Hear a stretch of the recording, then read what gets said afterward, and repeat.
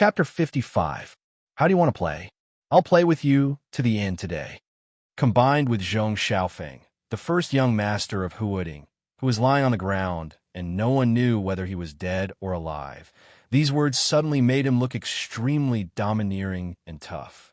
Li Tianlan, who didn't know and didn't want to know how crazy his behavior was, sneered, but his eyes were completely emotionless and calm.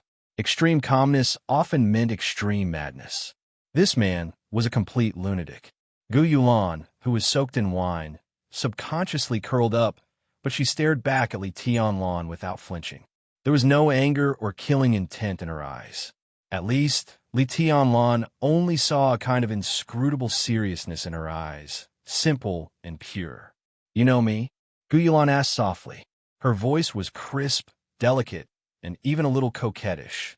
It was the kind of voice that could be heard even if she was jumping and cursing. It was extremely harmless. "Do you think I'm blind?" Li Tianlan asked in a cold tone, glancing at the other young people at table number 1 who had different expressions. In the Sky Academy, Gu Yulan wore a delicate and small mask on her face. Indeed, very few people saw her real face. However, Su Yunzong, the core disciple of Kunlun City who had just been punched away by him, completed the maneuver with her.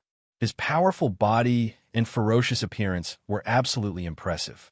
In addition to Su Yunzong, there was a man and a woman sitting at table number 1. Not only did Li Tianlan know them, but he also had a deep hatred for them. They were the 2 giants of the former Flames of War in the Sky Academy. Lu Dongyu, Tan Shilai. These people could be said to be the key training targets of the young generation of Kunlun City.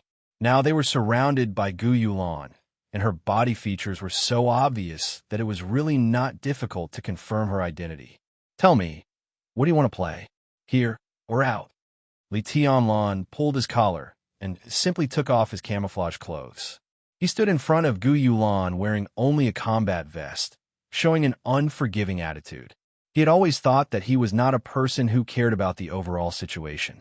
The glory of the Li family for hundreds of years and the future and grievances of countless veterans in the border camp were all his responsibility.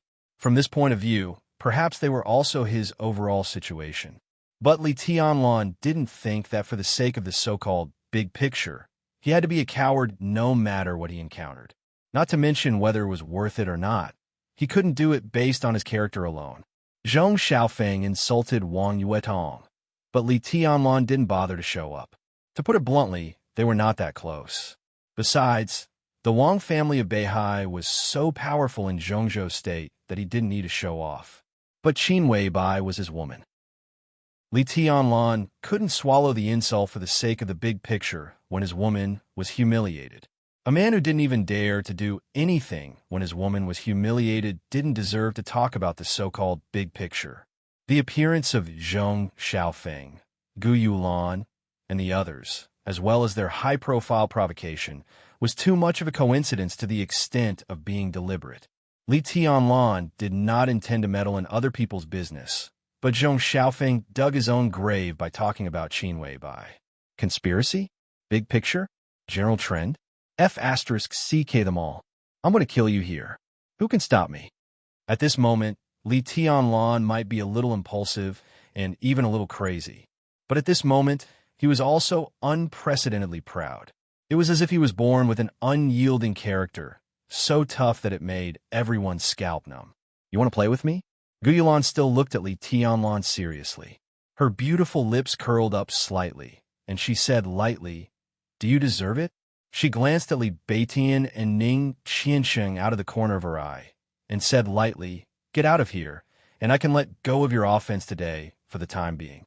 Since you like to play so much, someone will play with you soon." She moved her crossed legs slightly and casually pointed at Zhong Xiaofeng, who had completely fainted with the tip of her high heels. "I forgot to introduce him to you. This is young Master Zhong Xiaofeng, the deputy chief of the Huading Supervision Office, the youngest son of Secretary Zhong, and one of the future political successors of the Zhong family. How do you think the Zhong family will thank you for crippling Zhong Xiaofeng?" Behind Li Tianlan, everyone's face became extremely gloomy. Nowadays, undercurrents were surging in Huading, and the six groups were ready to make trouble. But anyway, because they occupied the commanding heights of Huading, it was not too much to call the Zhong family the first wealthy family in Huading. And the immortal anchor of the Zhong family was still young and vigorous among the people at the same level as him. He occupied the position of the top leader in Huading, and there was even hope for him to go one step further. This powerful figure in Zhongzhou State was extremely top-notch in both personal integrity and personal ability. The vanguard sent by the Prince Group to occupy Huading could not be mediocre. Judging from the current situation, the most important task for the Zhong family in the next few years was to stabilize the situation in Huading. As long as he could do this well, the big shots of the Prince Group would probably support him to go one step further. This was the overall situation of the Zhong family. So a few months ago, even though Wang Xiaoyao disabled his nephew, he only acted secretly in the Prince Group and did not do anything too out of line. The Prince Group was ready to make trouble now, but it was to get more compensation in the game with the Wang family of Beihai. It had little to do with the Zhong family itself. But no matter how much the Zhong family put the overall situation first, the powerful figure was not a bodhisattva without a temper. He endured it when his nephew was disabled, but a few months later, his son was disabled again. Who could endure it? Even if the Zhong family could endure it. In this situation, he had to do something to maintain his authority and vent the anger that had been suppressed for months. And all the anger and resentment of this big shot would pour out on Li Tianlan without reservation. How could Li Tianlan, who was originally in Huading, bear the anger of a leader of Zhongzhou State and the top leader of Huading? Li Tianlan was still expressionless, but the human emperor had slipped from his sleeve and was tightly held in his hand. "You talk a lot of nonsense," Li Tianlan said coldly. Gu Youlan's pupils shrank slightly. Her voice was still delicate, as if she was acting coquettishly, but the words she said were not polite. "Get out of here before I change my mind. If I really want to play with you, I'm afraid you can't leave today. Isn't it good to live a few more hours?" "How arrogant you are!" Standing behind Li Tianlan, Li Beitian could not help but sneer. Those who don't know might think that Kunlun City is invincible in the world. "Today, I just want to play with you, little girl of Kunlun City. So do you dare play?" Even if Kunlun City is not invincible in the world, it doesn't take much effort to deal with Mount Shu. "Li Taishu, don't pretend to be the great Void Sword Master in front of us. Even pretentious Chung has behaved. Don't you know what you should do?" Tan Shilai sneered in a sarcastic tone. Li Tianlan really did not want to argue with these people. But Li Beitian had just started to get angry. He took a deep breath and did not speak. "Tianlan?" Ning Qiansheng, who had been silent all the time, suddenly called out in a low voice. Li Tianlan glanced at Ning Qiansheng. Seeing that Ning Qiansheng's eyes were obviously inquiring, he nodded slightly.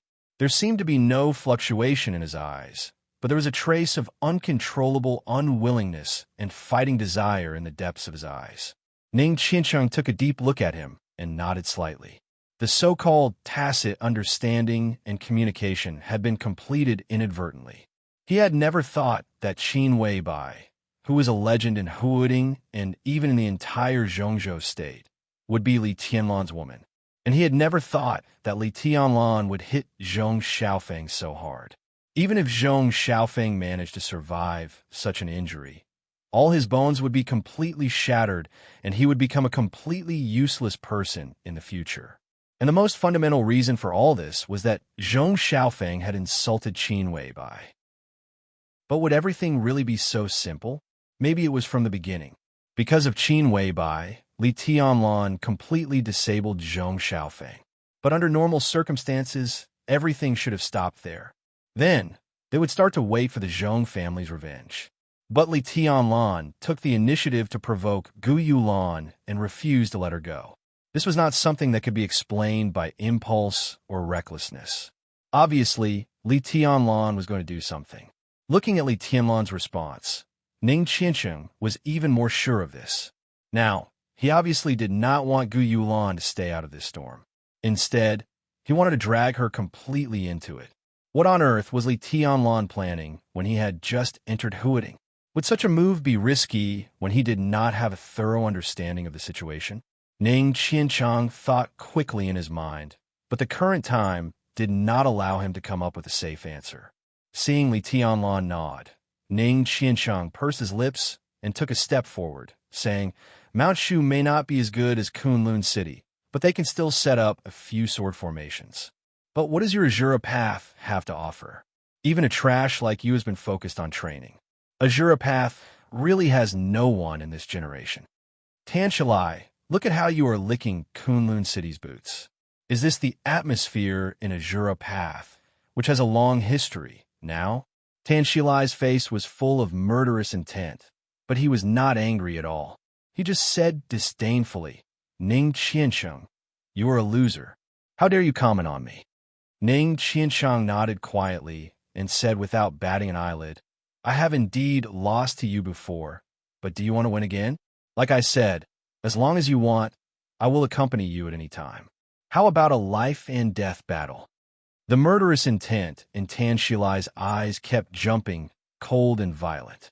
But he forcibly restrained his emotions and turned to look at Gu Yulan, whose expression was calm but hesitant. He and Ning Qiancheng could be said to have grown up in the same courtyard. Even if they were not playmates, even if their parents had different standpoints, they were far from treating each other as mortal enemies. Many years ago, the two of them even had a friendship that was neither good nor bad.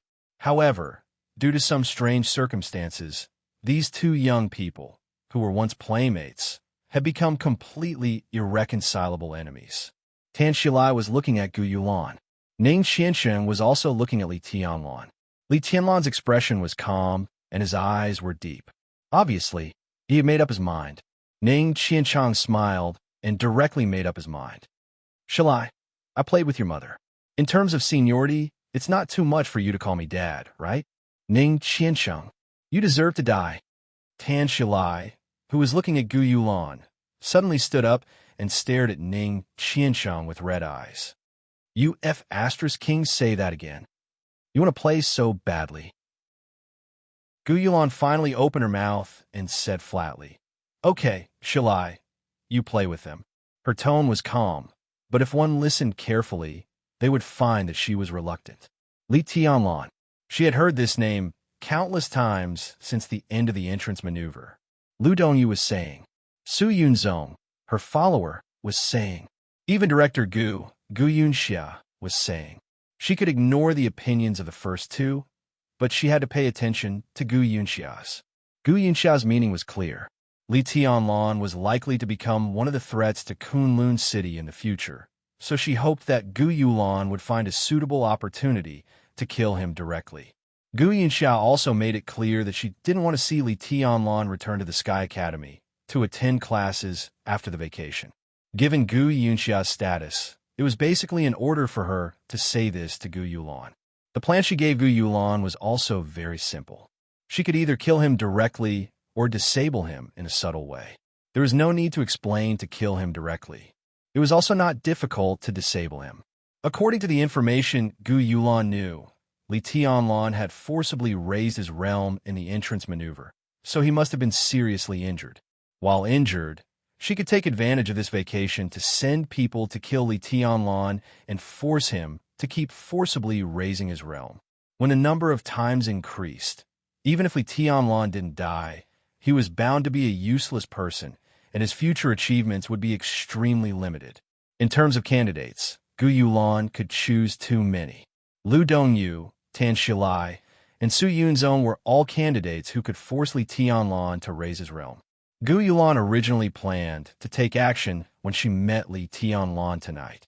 But, judging from Li Tianlan's state when he fought, he didn't look like he was injured at all. As a result, Gu Yulan suddenly became a little hesitant. In her mind, it was best to slowly exhaust Li Tianlan's potential. But when Li Tianlan was in good health, she had to personally take action to force Li Tianlan to raise his realm. In that case, the battle between the two would be a little more risky for her. Therefore, Gu Yulan originally didn't intend to pay attention to Li Tianlan's provocation. Anyway, he had completely disabled Zhong Xiaofeng. Even if she didn't take action, the Zhong family wouldn't let him go. But Li Tianlan was determined to provoke him to the end. Li Beitian and Ning Qiansheng began to be eager to take action. In particular, Ning Qiansheng's extremely insulting words made Tan Shilai completely lose his mind. At this time, if she still didn't give in, she was afraid that Tan Shilai would have some ideas in his mind. In that case, it was better to take advantage of the situation and not take action against Li Tianlan for the time being. It was also a good choice to first disable Ning Qiansheng and make him lose his right-hand man. Okay. Tan Shilai grinned hideously and stared at Ning Qiansheng. Tonight, I'll play with you. A life-and-death battle is a life-and-death battle. Loser, you're courting death. Are you sure? Gu Yulan looked at Ning Qiansheng's still calm face and said with a frown, "Give me 3 minutes. You just need to watch." Tan Shilai twisted his neck and said with resentment in his eyes, "Another place? Do you dare to come, drunkard Chung?" "I don't care." Ning Qiansheng's tone was calm. Tan Shilai nodded, pointed at Ning Qiansheng, and walked directly out of the bar. Li Tianlan moved his body and said calmly, "Let's follow and have a look." "Damn it, what's going on? How did this happen when I was away for a while?" As soon as Li Tianlan turned around, Zhang Holong's voice came directly to him. He was followed by a large group of scantily dressed girls, and the one closest to him was a stout fat man with cold sweat all over his face. Young Master Zhang, your friend beat young Master Zhong Xiaofeng. Young Master Zhang, I'm begging you. Please help me. You must save me." Beside Zhang Holong, the fat man, who weighed at least 250 kilograms, was trembling all over and said in a pitiful tone, "Zhong Xiaofeng?" Zhang Holong's eyelids twitched. He glanced at Li Tianlan and then said, "Why are you so nervous? Take him first." He pointed at Zhong Xiaofeng's body and said, "Take this idiot to the hospital and then close the bar for a few days. Wait for my news about the follow-up, okay?" The fat boss, surnamed Wu, nodded with a sad face, his face pale and terrified. "Find someone to call the police and hide yourself first." "It's okay." Zhang Holong patted the fat boss on the shoulder, left the group of girls around him, and directly chased after Li Tianlan. Vaguely, Li Baitian's voice sounded in front of them with a hint of amazement. "Damn it, I really couldn't tell before. Qiansheng is so good at drawing hatred." Tan Shilai's face turned green as soon as he said, "Played with your mother." "Haha, Tan Shilai? Ning Qiansheng?" The muscles at the corners of Zhang Holong's mouth twitched violently. Among the people present, except for Ning Qiansheng and Tan Shilai, only Zhang Holong knew that Ning Qiansheng was not drawing hatred by saying that he had played with Tan Shilai's mother. It was true. Chapter 56. Everyone could clearly feel Tan Shilai's rage that was close to losing his mind. In the hearts of Lu Dongyu and others who were familiar with him, Tan Shilai always seemed to be gloomy and vicious. Of course, he was angry, but it was never as obvious as it was today. At this moment, Tan Shilai's eyes were red and his breathing was messy and rapid. The cold killing intent was constantly brewing in him, making him look like a beast choosing its prey. He strode out of the bar. The waitress in front of the door, who was wearing a low-cut Chong Sam, saw his strange look and took a step forward subconsciously. Before she could ask, Tan Shilai had slapped her and knocked her out on the ground. He panted and kept muttering to himself. He walked to his car and started it. He glanced at Ning Qiansheng, who was following him, and left directly. Ning Qiansheng followed him without hesitation, his face expressionless. After walking out of the bar, Ning Qiansheng drove Wang Yuedong's red sports car. This time, Wang Yuedong did not ask for anything and let Li Tianlan get in Ning Qiansheng's car. She drove behind with the others. Gu Yulan and others drove with Tan Shilai. The two teams divided into two teams, left the bar, and ran wildly in the city. From beginning to end, neither Li Tianlan nor Gu Yulan cared about Zhong Xiaofeng's injury. It seemed that the dying young master of the Zhong family had completely passed, but in fact, it was just the beginning. In the sports car, Ning Qiansheng drove behind Tan Shilai's Lexus and could not help but glance at Li Tianlan again. Li Tianlong looked at the lights outside the window with a calm expression. Just when Ning Qianqing could not help but ask, he suddenly said softly, "Are you sure?" Ning Qianqing took the cigarette that Li Tianlong handed to him and lit it.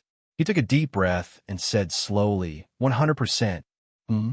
Li Tianlong raised his eyebrows and glanced at Ning Qianqing.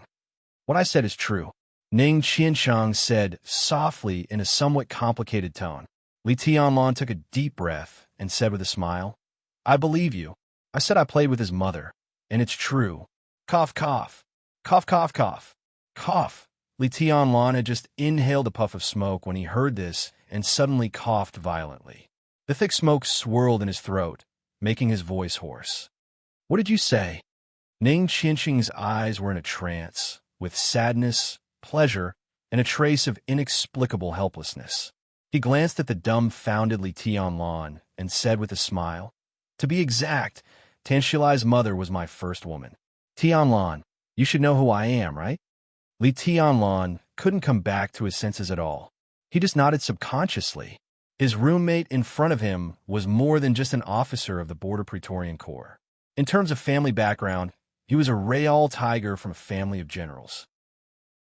General Ning Ziyuan, the commander of the Eastern Theater of Operations, one of the 5 theater of operations in Zhongzhou State, was Ning Qianqing's father.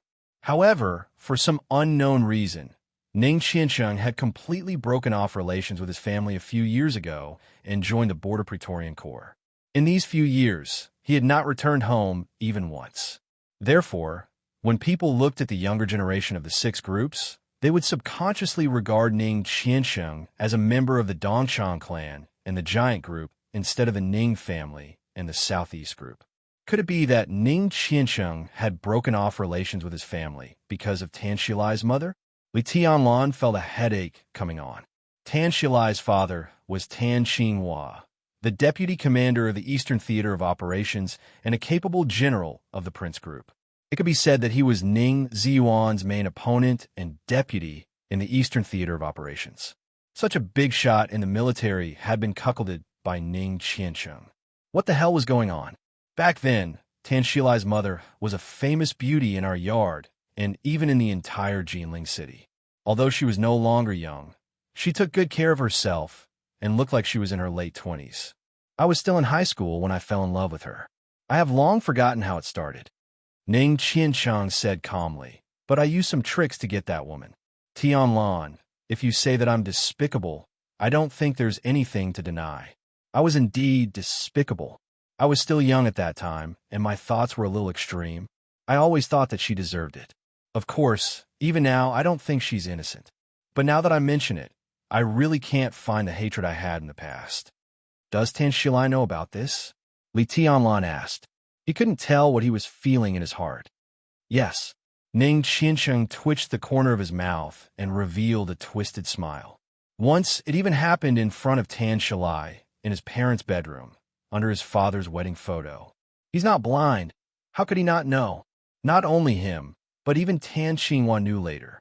I played with her for 2 years. How can there be an impenetrable wall? It's normal that he knows. Hearing the ferocity in Ning Qianqing's tone, Li Tianlong smiled helplessly and said, And then? Nothing. I was with her for about 2 years. In the first year, Tan Shilai saw it, but I don't know what he was thinking, so he didn't tell his father. Later, I became even worse. As long as Tan Qinghua wasn't around, I would go to his house. Tan Shilai even rarely went home. If I hadn't deliberately thrown the woman's underwear in Tan Qinghua's car after we were done, he probably wouldn't have found out. Later, I left Jinling. In less than a year, Tan Shilai's parents got divorced. It was said that the woman went to Canada and left me her contact information, but I threw it away. Ning Qianqing took a big drag on his cigarette and laughed wildly.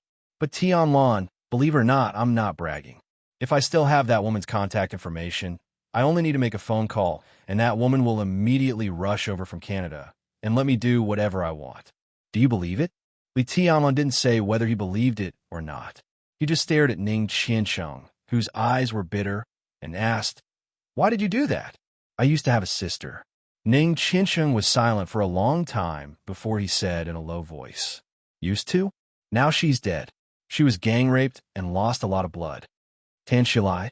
Heh, then your father at that time, for the so-called unity and promotion, for the interests of the whole family. What's the big deal about a daughter who isn't his own daughter? The topic ended there. The car fell into complete silence. This story, which was not very exciting and even a little sad, was undoubtedly the cause of Ning Qianqing's break with the Ning family and the beginning of his feud with Tan Shilai. Li Tianlan opened the window. The night wind whistled into the carriage, clearing his mind at once. So, no matter what, sooner or later, I'll kill Tan Shilai sooner or later. He should have died a few years ago. If it weren't for his mother begging me to show mercy in bed, I wouldn't have lost to him that time. I lost to him once to give face to that woman. This time he must die, Ning Qiansheng suddenly said. In fact, I also want to thank you. If you hadn't helped me find this opportunity, I wouldn't have done it now, even if I wanted to kill him. How do you know that I'm not using you? Li Tianlan said flatly. You and I are brothers. How can you use me? Ning Qiansheng shook his head and narrowed his eyes. If you need me to do it, I'll do it and avenge myself. It's killing two birds with one stone. Not only me, but Li Beitian probably thinks so too. There are so many interests and calculations between brothers. Your business is our business. But I'm curious, what do you want to do? I can understand that you crippled Zhong Xiaofeng, but you keep provoking Gu Yulan. Do you have any other plans? Of course I have other plans. Li Tianlan chuckled and said, but it's not so complicated. I just want to take this opportunity to make it big and see if I can find out someone's background. It'll be good for us in the future. As for why I asked you to do it, I've already crippled Zhong Xiaofeng and offended the Prince Group. How can I attack Kunlun City first? That's not finding out, but courting death.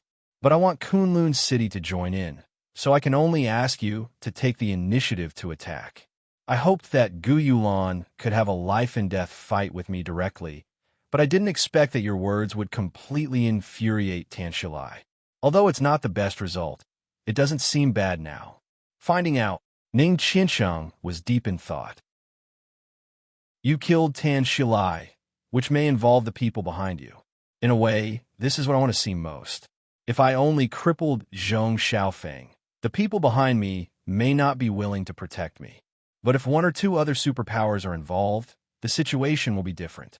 You have the giant group and the southeast group behind you.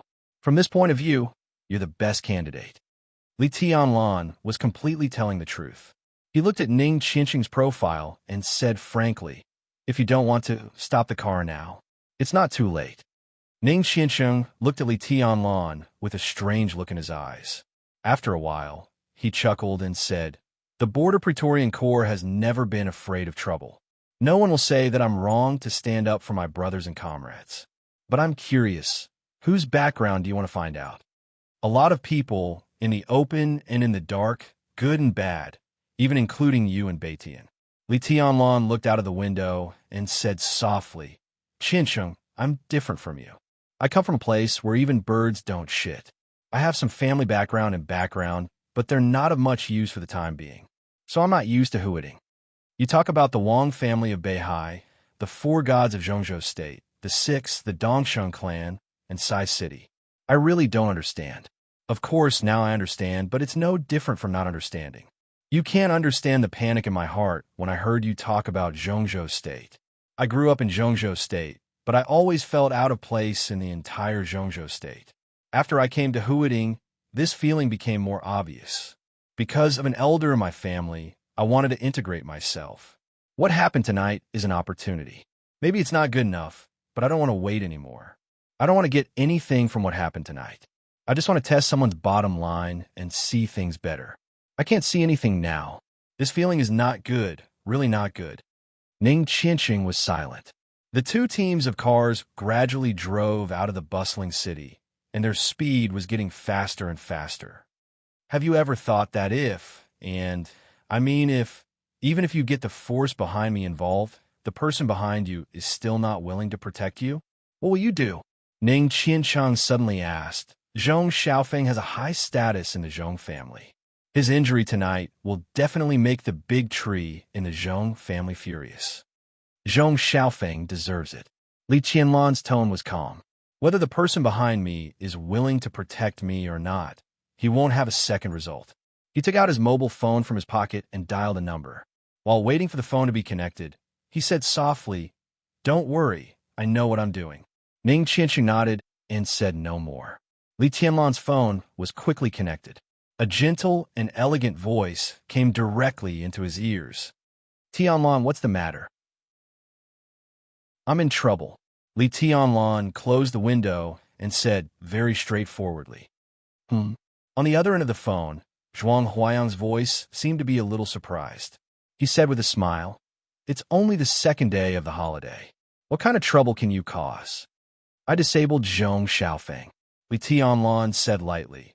"It seems to be Zhong Yongming's son." Zhong Yongming, one of the members of the Zhongzhou State Decision-Making Committee, the #1 leader of Huading, and the towering tree of the entire Zhong family. "Who?" Zhuang Huayang's breath suddenly stopped. He was silent for a full half a minute before he uttered a word. "Zhong Xiaofeng," Li Tianlan said again. Zhuang Huayang took a deep breath and then said with a wry smile, "How is his injury?" "His bones are all broken. He can live, but it's impossible for him to do anything else." Li Tianlan told the truth. "You're really good at causing trouble." Zhuang Huayang gasped. It was meaningless to ask why at this point. Zhuang Huayang was decisive and said directly, "What are you going to do?" "I'm worth it," Li Tianlan said calmly. "The current situation is, what should we do?" Zhuang Huayang was silent for a while. Li Tianlan sat in the car, looking out the window at the rapidly retreating lights and the night sky, waiting expressionlessly. He was not crazy enough to disable Zhong Xiaofeng just to test Zhuang Huayang and the academics. Even if Zhuang Huayang didn't talk to him, even if he didn't join the academics, even if he was still an ordinary freshman with no backing, even if he didn't sleep with Qinwei by last night, he deserved to end up like this just because of Zhong Xiaofeng's words. She was the most beautiful scenery in his heart, a scenery that no one could insult. He didn't have the so-called big picture. His big picture was to protect all the people or things that he thought were worth cherishing. The glory of the Li family was important, but was his own woman not important? Weighing the two, how should he weigh it? Why should he compromise? Tonight, not to mention Zhong Xiaofeng, even if Zhong Xiaofeng's father dared to say such words, Li Tianlan would also dare to take action. At all costs. Now that things had come to this point, Li Tianlan naturally wanted to test the academic support for him. Whether the academics would protect him or not, Li Tianlan would not regret what happened tonight. If there was no support, facing the possible consequences, Li Tianlan could only take an unconventional approach. "Worth it?"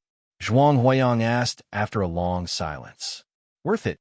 Li Tianlan compared himself to an object.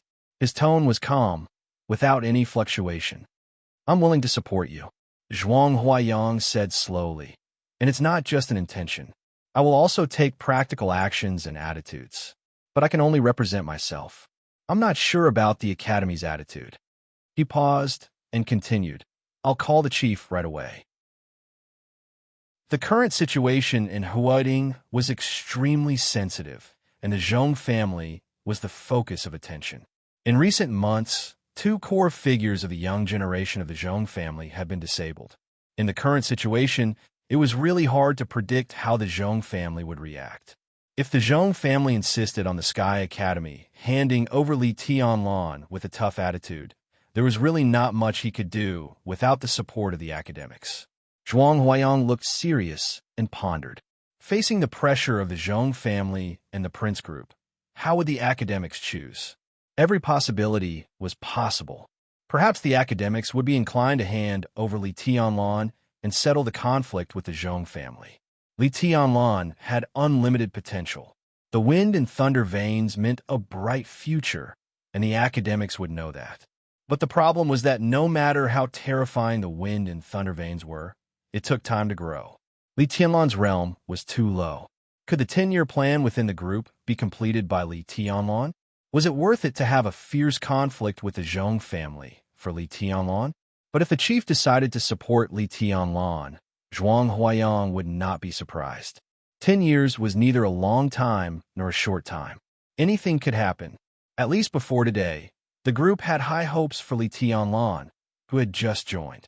And a few months ago, Wang Xiaoyao also disabled Zhong Yuwei of the Zhong family. At present, the Wang family of Beihai was also facing a certain degree of pressure. If the academics wanted to protect Li Tianlan, they should be able to reach an agreement with the Wang family of Beihai to some extent, and it would be convenient to operate. More importantly, although Li Tianlan's grandfather, Li Honghe, had been trapped at the border for many years, if they could take this opportunity to get the gratitude of an invincible realm expert like Li Honghe, the academics would never refuse. What would the chief choose? Zhuang Huayang frowned and pondered. Where are you now? Go back to the Sky Academy immediately. I'll negotiate with the Zhong family. Zhuang Huayang sighed and asked in a low voice. On the way, Li Tianlan narrowed his eyes with a smile and said slowly, Qiansheng and Tan Shalai have some grievances to settle. A life-and-death battle. Ning Qiansheng, the Dongcheng clan. Zhuang Huayang thought of the phone call he received from Zhongyuan province on the first day of school and the strange instructions. His eyes instantly lit up. If this trouble was handled well, not only would it not be a problem for the academic faction, it would even become an opportunity for the academic faction. Open your credit statistics form. I'll go there now. Zhuang Huayang took a deep breath and said in a low voice. Li Tianlan said, and hesitated. What about the chief? I'll persuade him, try my best. Zhuang Huayang's voice was close to a promise. Li Tianlan was slightly touched. No matter how many inside stories there were about him joining the academics, at least when it came to Zhuang Huayang, the old headmaster was really good to him. He took out a cigarette and lit it, then said with a smile, Headmaster, I'll give you a bargaining chip to make it easier for you to persuade him. Oh, Zhuang Huayang, who had gradually figured out some things, was in a good mood. He said with a smile, I know you have a trump card. Tell me. My realm is low, but it wasn't like this before. Li Tianlan looked out of the window and said softly, I once entered the thunder-shocking realm. Although it was only less than half an hour, my realm was real. He paused and continued, I was 17 years old that year in the desert of Beijiang. Zhuang Huayang subconsciously held his breath, but his heart was beating wildly. A 17-year-old thunder-shocking realm. Li Tianlan slowly opened the watch on his wrist and said, You know what I mean, right? Of course. Zhuang Huayang said without hesitation, It's not hard to guess. Wait for my news. I'll come to you right away. Li Tianlan silently put away his phone, but his eyes gradually focused. The surrounding lights gradually became sparse. In front of the car, Tan Shilai's Lexus finally stopped. Chapter 57. Li Tianlan observed the surrounding environment immediately. Both of them were driving very fast. About half an hour had passed while chatting with Ning Qiansheng. When the car stopped, Li Tianlan realized that they had arrived at the mountain. There were no high mountains in Huading. It was more like a big slope than a mountain. It was dozens of meters above sea level at most. Even standing on the top of the mountain, there was no heroic spirit of climbing high and looking into the distance. The only good thing about this place was that it was quiet. No matter how they fought, no one would disturb them. It was the 15th of the month, and there was a full moon in the sky. Far away from the lights, the barren mountain was shrouded in the moonlight and looked bright. Where are we? Li Tianlan's eyes had adapted to the light on the top of the mountain, and he glanced around. The lights were sparse and misty in the distance. There were mountains and forests everywhere, and there were no landmarks. Li Tianlan could only be sure that he was in the northwest of Huading, but he had no idea where he was exactly. This is Mount Tong. Ning Qiansheng came to Li Tianlan and whispered after getting off the car. What's so special about it? Li Tianlan asked Ning Qiansheng, but he couldn't help looking at the Lexus in front of him. The door of the Lexus had been opened, and Tan Shilai got out with a ferocious face. The killing intent was brewing all over his body. Obviously, Mount Tong was the place he chose for the life-and-death duel. This place was at least dozens of kilometers away from a bar. For this duel, they had gone around in a big circle. If it wasn't for the special significance of this place, It would have been much better to settle the duel nearby than here. Look over there. Ning Qiancheng smiled and pointed in a direction. Li Tianlan followed his hand and looked over. In his sight, it was a forest bathed in the bright moonlight, but he could vaguely see some lights. That's the base of Huading Special Operations Bureau. Ning Qiancheng explained. It's about 2 kilometers away from here. Huading Special Operations Bureau. Li Tianlan naturally knew about this hidden and independent agency. In Zhongzhou State, the Special Operations Bureau was nominally under the jurisdiction of the Ministry of State Security and the Ministry of National Defense, but in fact it was only responsible to Kunlun City, the power center of the Special Warfare System of Zhongzhou State. Kunlun City was the highest leading institution of the Special Warfare System of Zhongzhou State, and the Special Operations Bureau scattered throughout Zhongzhou State was the extension of the Special Warfare System's power. Different from the civilian forces, this unknown institution represented the official voice of the entire Special Warfare System. Currently, the Special Operations Bureau was a provincial-level unit with 1 chief and 2 deputies. In theory, there were not many restrictions on the number of personnel. The director enjoyed the treatment of a governor-general, but his existence was kept secret and was not exposed. He was the highest authority in the special warfare system of a province. In some particularly important cities, there would be a special operations division, and the division chief would enjoy the same treatment as the head of the local administration. Huading was not a particularly important city, but one of the most important cities and windows to the outside world in the entire Zhongzhou State. Its political and economic status was higher than that of ordinary provinces. Therefore, the Special Operations Bureau was still set up in Huading, and it was one of the largest Special Operations Bureau in the entire Zhongzhou State. The director was at least an expert at the peak of the thunder-shocking realm, with the rank of general who enjoyed the treatment of a governor. In the entire Zhongzhou State, he was a real bigwig. So, Li Tianlan asked. He did not know what the Special Operations Bureau had to do with this final battle. I'm not from the Eastern Theater of Operations, so I don't know the details. It should be that the elites of the Eastern Theater of Operations are going to carry out a military anti-terrorism exercise with the Special Operations Bureau in Huading in the next few days. This area can be considered as the scope of the exercise. Ning Qiancheng looked at Tan Shilai, who was nearby, with pity in his eyes. Now my father and Tan Shilai's father are probably having a meeting in that base. He wants to kill me so that he can take my body to provoke my father, right? At the same time, he can let them vent their anger. What about you? Li Tianlan looked at Ning Qiancheng. What will happen if you kill Tan Shilai? Will you take his body there too? Of course I will. What else can I do but run? Ning Qiancheng scolded him with a smile. Do you think I'm stupid enough to walk into a trap? He is more like a politician than a soldier. These 2 years are a critical period for him. This time, whether I live or die, he won't care about me. So, Tianlan, you probably can't count on me to drag the Ning family into this. Maybe if I kill Tan Shilai, we will be hunted down by the Tan family all over the world. Isn't that exciting? When talking about his father, Ning Qiancheng's tone was calm.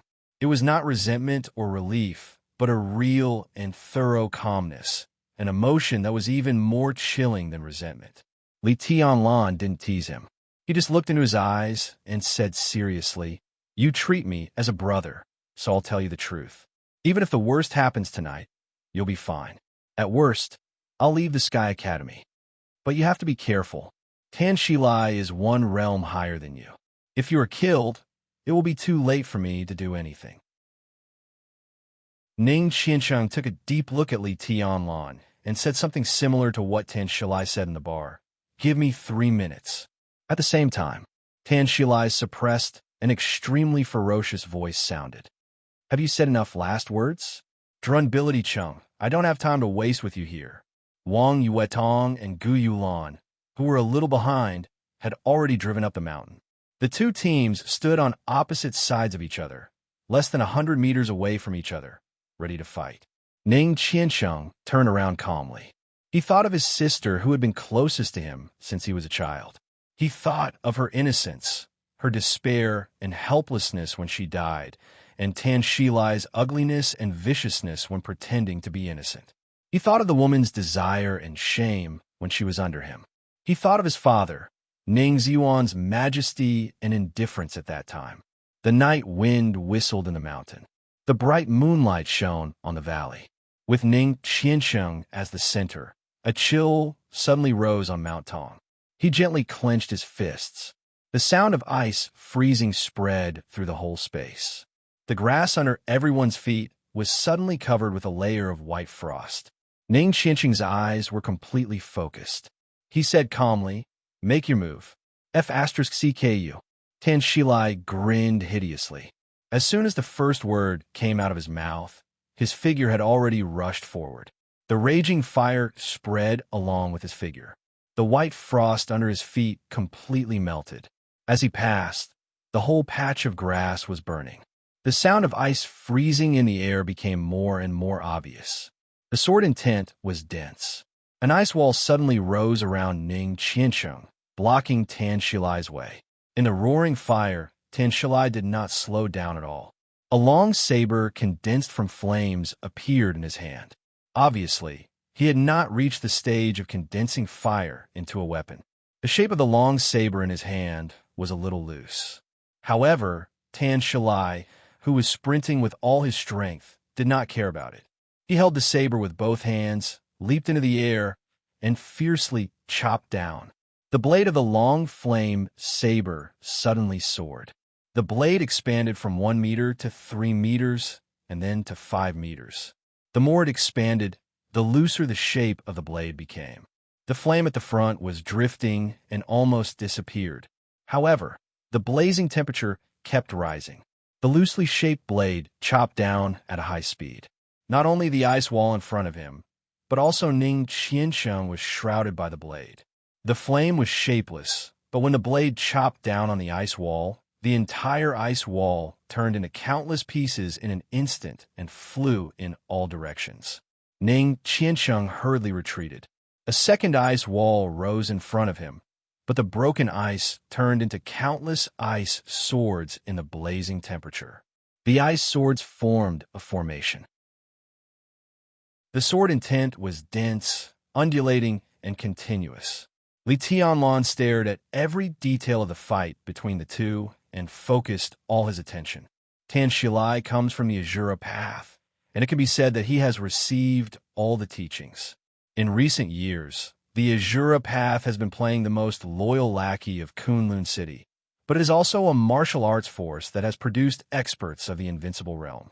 Their unique skills are extremely powerful, and they take the extreme path of giving up all defense and focusing only on offense. This move is called Selfless Killing Saber. It completely forgets itself and pursues the ultimate lethality. The unique skills of the Azura path are basically like this. They're a group of lunatics who don't take their lives seriously. Tan Shilai can be regarded as a person who has received the teachings of the Azura path. Wang Yuedong appeared beside Li Tianlan and explained softly. "What about Qiansheng?" Li Tianlan asked with a slight frown. He only had a superficial understanding of the major martial arts forces in Zhongzhou State and was far less familiar with them than Wang Yuedong. Azura Path was named after Azura, which showed how bloodthirsty and ferocious its fighting style was. In Li Tianlan's opinion, the best way to deal with such an opponent was to fight the opponent's attack head-on. If he took one step back, he might fall back step by step until he had no chance to fight back in the end. Qiansheng should be accumulating strength. Wang Yuedong felt more and more ice sword intent condensing in the field. She said with uncertainty, "I don't know what he wants to do next." The second ice wall in the field was smashed by the saber again. Ice pieces flew all over the sky. Ning Qiansheng looked calm, and the third ice wall appeared again. Tan Shilai waved his saber and attacked wildly. His eyes were blood red. At this moment, he was like a complete madman who kept chasing and attacking. His body was full of flaws, but he didn't care about them. He only wanted to attack, destroy, and kill. A large number of ice swords surrounded Ning Qiansheng. More and more, the terrifying sword intent became more and more obvious. But he kept retreating and did not fight back. Was he unable to fight back? Or was he waiting for an opportunity? Li Tianlan took a deep breath and stared at the battlefield calmly. He was ready to fight with all his strength at any time. Don't worry, Qiansheng is not as weak as you think. Wang Yuetong said, the quintessential unique technique of Jade Pool is the three-sword rain, which is also their most basic unique technique. Ning Qiansheng is Dongqing Wudi's henchman. He has probably joined Jade Pool in recent years. Whether in terms of foundation or the power of unique techniques, Jade Pool is not inferior to Azura Path. Li Tianlan glanced at her and said nothing. It's true that Mount Shu has sword intent. But at least for now, it seems that Mount Shu is living off its past achievements. The eldest brother of Mount Shu has been stuck in the half-step invincible realm for many years and never made a breakthrough. In the past few decades, no invincible realm expert has appeared in Mount Shu. But in recent decades, Jade Pool has produced 2 invincible realm experts. Jade Pool's sword is also showing signs of surpassing Mount Shu's. If Qiansheng has joined Jade Pool, it's not that he can't break through the current situation. He's deliberately accumulating strength and sword. Wang Yuetong pointed at Ning Qiansheng and said, Senior brother, look, there are more and more sword around him. It seems that he intends to wait until he has accumulated enough sword intent and explode all at once to kill with one strike. Chapter 58. 2 chapters are published in a row, so there's one more ahead. Don't miss it, the 3rd chapter is at 7 p.m. One outbreak, one fatal blow. Li Tianlan looked at Wang Yuetong and couldn't help saying, it's quite similar to the unique skill of your Wang family of Beihai. It's just similar in appearance. Wang Yuetong shook her head. The essence is completely different. It's like a fight between ordinary martial artists who haven't entered the 4 realms of martial arts. The same punch and kick can be exerted in different ways. The 5th ice wall was broken. Li Tianlan was about to speak when his pupils suddenly contracted. Ning Qiansheng, who had been holding back, suddenly took a step forward. Attack! Counterattack! A large number of ice swords whizzing around him straightened in an instant. All the ice swords lined up neatly and rushed toward Tan Shilai like a torrent. It was one of the 3 sword rains of Jade Pool. Floating sword rain. This was almost the most orderly sword rain that Li Tianlan had ever seen. It was so dense that it looked like a disciplined army or a delicate and magnificent sword formation. The wind in the night had completely disappeared. Everyone could only hear the fierce whistling of countless sword rain piercing through the air. It was bone-chilling and full of killing intent. The first ice swords that rushed to Tan Shilai exploded almost at the same time. The sword rain behind them was endless, hitting the flames on Tan Shilai's body one after another. Tan Shilai was still moving forward. The flames on his body were extinguished, and the long flame saber in his hand was blurred. But he was still moving forward without stopping. Li Tianlan sighed softly. Tan Shilai's character aside, at least his dedication to martial arts and fighting was impressive enough. Despicable. Wang Yuetong's expression suddenly changed, and she shouted angrily. In the center of the battlefield, Tan Shilai, who was getting closer and closer to Ning Qiansheng, suddenly strode forward. Bastard, go to hell. He suddenly laughed wildly and raised the blade in his hand. As he raised his arm, the originally blurry, flaming long saber in his hand suddenly became several times more condensed than before. At the same time, the 2 of them were surrounded by rolling flames, and several huge flaming sabers appeared out of thin air. Although they were not as numerous as the sword rain, they were much more powerful. More than a dozen long sabers completely blocked Ning Qiansheng's escape route. The air was twisted by the burning flames. More than a dozen long sabers fell at the same time and hacked at Ning Qiansheng, a supreme skill of the Azura Dao. Light and dust. It was a name that didn't sound very sharp, but it was the best move in the Azura path to seal the enemy. The most important thing was that this move could not be used by an expert who had just entered the fire-flaming realm. Tan Shilai is not only in the breakthrough phase of the fire-flaming realm. He is broken through, so he should be in the stabilization phase now. Only in this way can he barely use the move light with dust. Wang Yuedong said in a hurry. Li Tianlan subconsciously took a step forward. But as soon as he took a step, a line of fire suddenly appeared in front of him. The line of fire quickly rose and turned into a curtain of fire. Gu Yulan stared at him from a distance, but her voice rang clearly in his ear. Do you want to die? Wang Yuedong pulled Li Tianlan's hand and said softly, Don't worry, Qianqing may not lose. Li Tianlan gritted his teeth slightly, ready to go all out at any time. In his line of sight, Ning Qianqing suddenly let out a furious roar as he faced the flaming long sabers coming at him from all directions. The rain of swords whistled and surged, shooting in all directions. At this moment, he had also given up on defense and directed all of his swords towards the flaming blades in the air. No retreat. Ning Qianqing did not retreat at all. Instead, he went straight forward.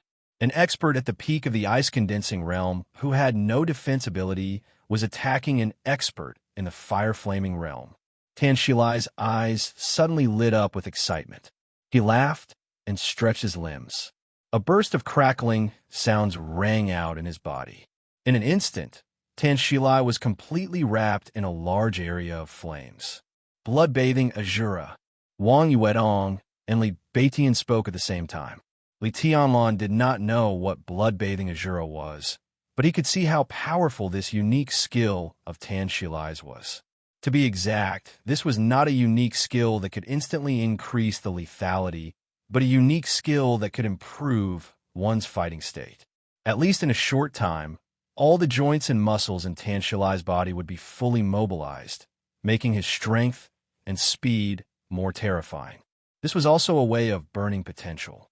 How long this state could last completely depended on the user's willpower and physical strength. The Li family also had a similar unique skill. But this move, blood-bathing Azura, focused on combat strength and needed to burn potential. The unique skill of the Li family, on the other hand, focused on momentum. Pure momentum consumed willpower.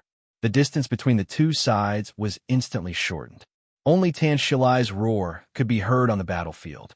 Blood-bathing Azura could be said to be the core inheritance of Azura Path. It could be used from the fire-flaming realm to the invincible realm. In a short time, his bones and muscles had been used to the extreme.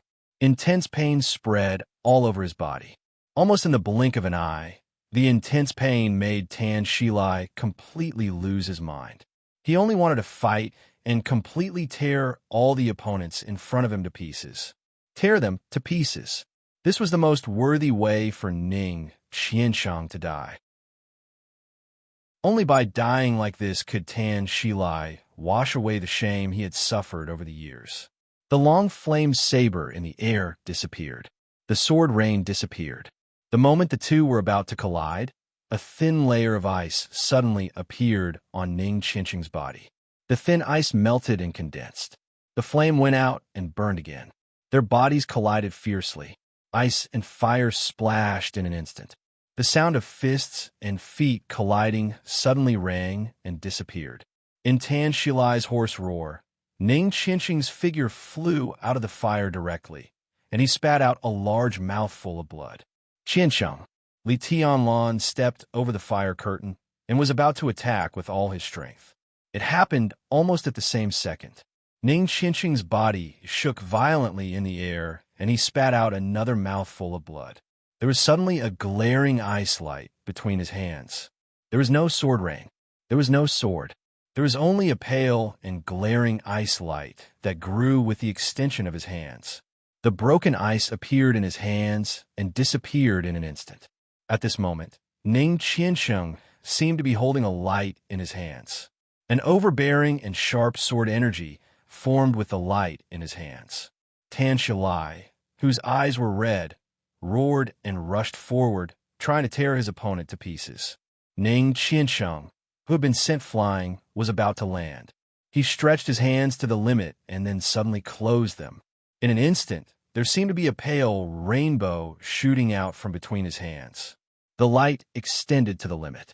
5 meters, 10 meters, 15 meters. Ning Qianqing's body fell to the ground. He closed his eyes and coughed up blood, not even looking at the result. This was the most powerful sword move he could use at present. Although it was very forceful and had many flaws, he still used it. This was the unique skill of the Jade Pool Sword Sutra.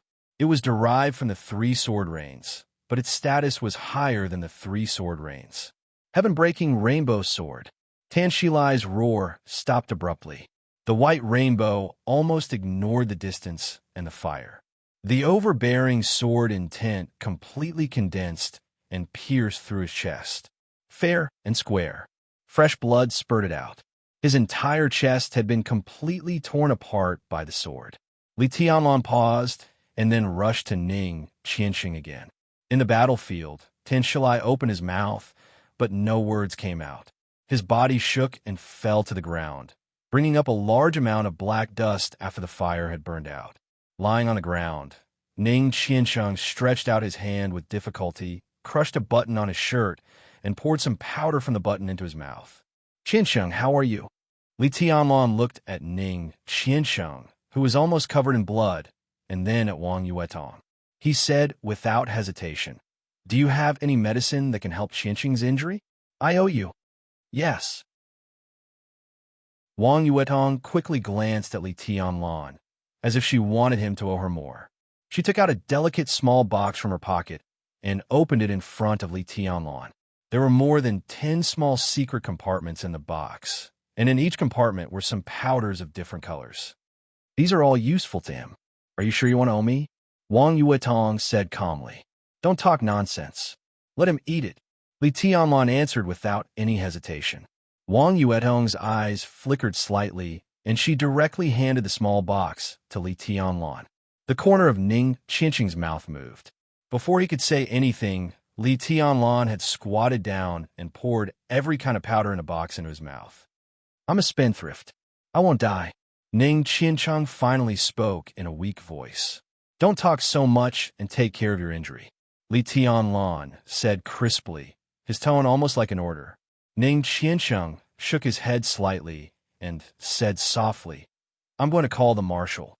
At this time, he did not choose to call his father, Ning Zuan, the commander of the Eastern Theater of Operations of Zhongzhou State. Instead, he chose to call the marshal of their border Praetorian Corps. He took out his cell phone, dialed the number, and waited quietly for the call to be connected. Li Tianlan squatted on the ground and raised his head subconsciously. The moonlight above the firmament was crystal clear, bright, and gentle. In an environment that seemed to have calmed down, Li Tianlan's heartbeat gradually accelerated. He could clearly feel that for him, it was a different story. The storm was approaching. The general trend was approaching. Thank you for your support. Chapter 59. As Ning Qianqing and Tan Shilai had predicted, the battle ended in 3 minutes. Both of them had accurately estimated the time, but Tan Shilai had guessed the wrong result. The whole battlefield was silent. After the battle of life and death, the winner and loser were clear, but no one cheered or felt pain. Gu Yulan stood quietly on the top of the mountain with another mask on her face. The mask covered all her expressions, so no one could see what she was thinking. The moment Ning Qianqing's heaven-breaking rainbow sword appeared, her eyes fluctuated violently. But as the white rainbow that penetrated Tan Shilai disappeared, her eyes became indifferent again. "I lost," she said softly. Her voice was so low that it drifted with the night wind that the people around her could not hear her clearly. "He killed Tan Shilai." Su Yunzong roared and suddenly stepped forward. "Stop!" Gu Yolan's cold voice sounded with a strong sense of command. Su Yunzong paused and looked back at Gu Yulan without saying a word. "Don't get involved in things that we shouldn't get involved in." Gu Yulan looked at Su Yunzong and said calmly. Before the unconvinced Su Yunzong could speak, she turned to Lu Dongyu and said softly, "Do you understand?" She deliberately softened her voice and sounded even more coquettish. But Lu Dongyu, who had been with her and rarely spoke, felt her scalp tingle. She nodded stiffly and said nothing. In the former Flames of War, the big brother, Lu Dongchao, died in the entrance maneuver. Now the third brother, Tan Shalai, was also killed by Ning Qiansheng. She was the only woman left, alone. Some of the backbones of the organization were either seriously injured or quit. They were no longer the giants of the last generation. What would happen to the Flames of War in the future? Lu Dongyu glanced at Gu Yolan's expression, and her heart sank to the bottom. What are we going to do next? Su Yunzong asked in a low, muffled voice as he stared in the direction of Li Tianlan and Ning Qiansheng. In the bar, he and Li Tianlan exchanged a punch and were sent flying on the spot. Although he was not seriously injured, he lost face. The most important thing was that he was not convinced at all. In the eyes of outsiders, Li Tianlan, who was only in the chi-controlling realm but possessed the wind and thunder veins, was naturally terrifying. However, in the eyes of Su Yunzong, Li Tianlan played a trick. His punch was naturally powerful, but he took advantage of the fact that he was faster than Su Yunzong. That was the perfect combination of strength and speed. Su Yunzong was convinced by this technique, but he didn't think he was weak. If he had been fully prepared, it might have been Li Tianlan who was sent flying. Wait, Gu Yulan said in a simple tone, go and bring Tan Shilai's body here. I know you're not convinced, but there will be plenty of opportunities in the future. There's no hurry. She turned to look at the faint lights at the foot of the mountain. The battle was over. The coldness on the top of the mountain disappeared and the temperature dropped. A soft breeze blew past, making people feel very comfortable. One after another, police cars rushed over at the extreme end of their sight. The shrill sirens were faint, but sounded very lively. There's going to be a good show tonight. Gu Yulan murmured to herself and glanced in the direction of Li Tianlan and the others. Ning Qiansheng had hung up the phone and was lying on the ground to rest. The battle with Tan Shilai might not be tragic in the eyes of the spectators, but it was extremely thrilling. Ning Qiansheng defeated Tan Shilai, but he also paid a heavy price. At the very least, a serious injury was inevitable. Fortunately, Wang Yuetong had brought a lot of drugs, so he would not be left with any sequelae. But for a while, because of Ning Qiansheng's injuries, they had to be careful even to move him, not to mention escape. The Wang family of Beihai was ahead of the world in the technology of gene drugs. But except for the series codenamed Youth, which was regarded as a core treasure by the Wang family, the other drugs needed time to take effect, at least half an hour. During this time, with Ning Qiansheng's injuries, the slightest movement could aggravate his injuries again. Li Tianlan sat beside Ning Qiansheng, smoking and waiting quietly. After Ning Qiansheng's injuries were stabilized, he was completely relieved. He was actually very calm, so calm that even he himself felt surprised. Everything that happened tonight was far from triggering the general trend of Huading. Crippling Zhong Xiaofeng and killing Tan Shilai were, at best, preemptively detonating some storms that had been brewing in Huading for many days. In other words, he had taken the initiative to enter the game. He had taken the initiative to enter the general trend that could easily tear anyone, even a wealthy family, apart. Li Tianlan did not know what he could get, and he did not even know how he would end up.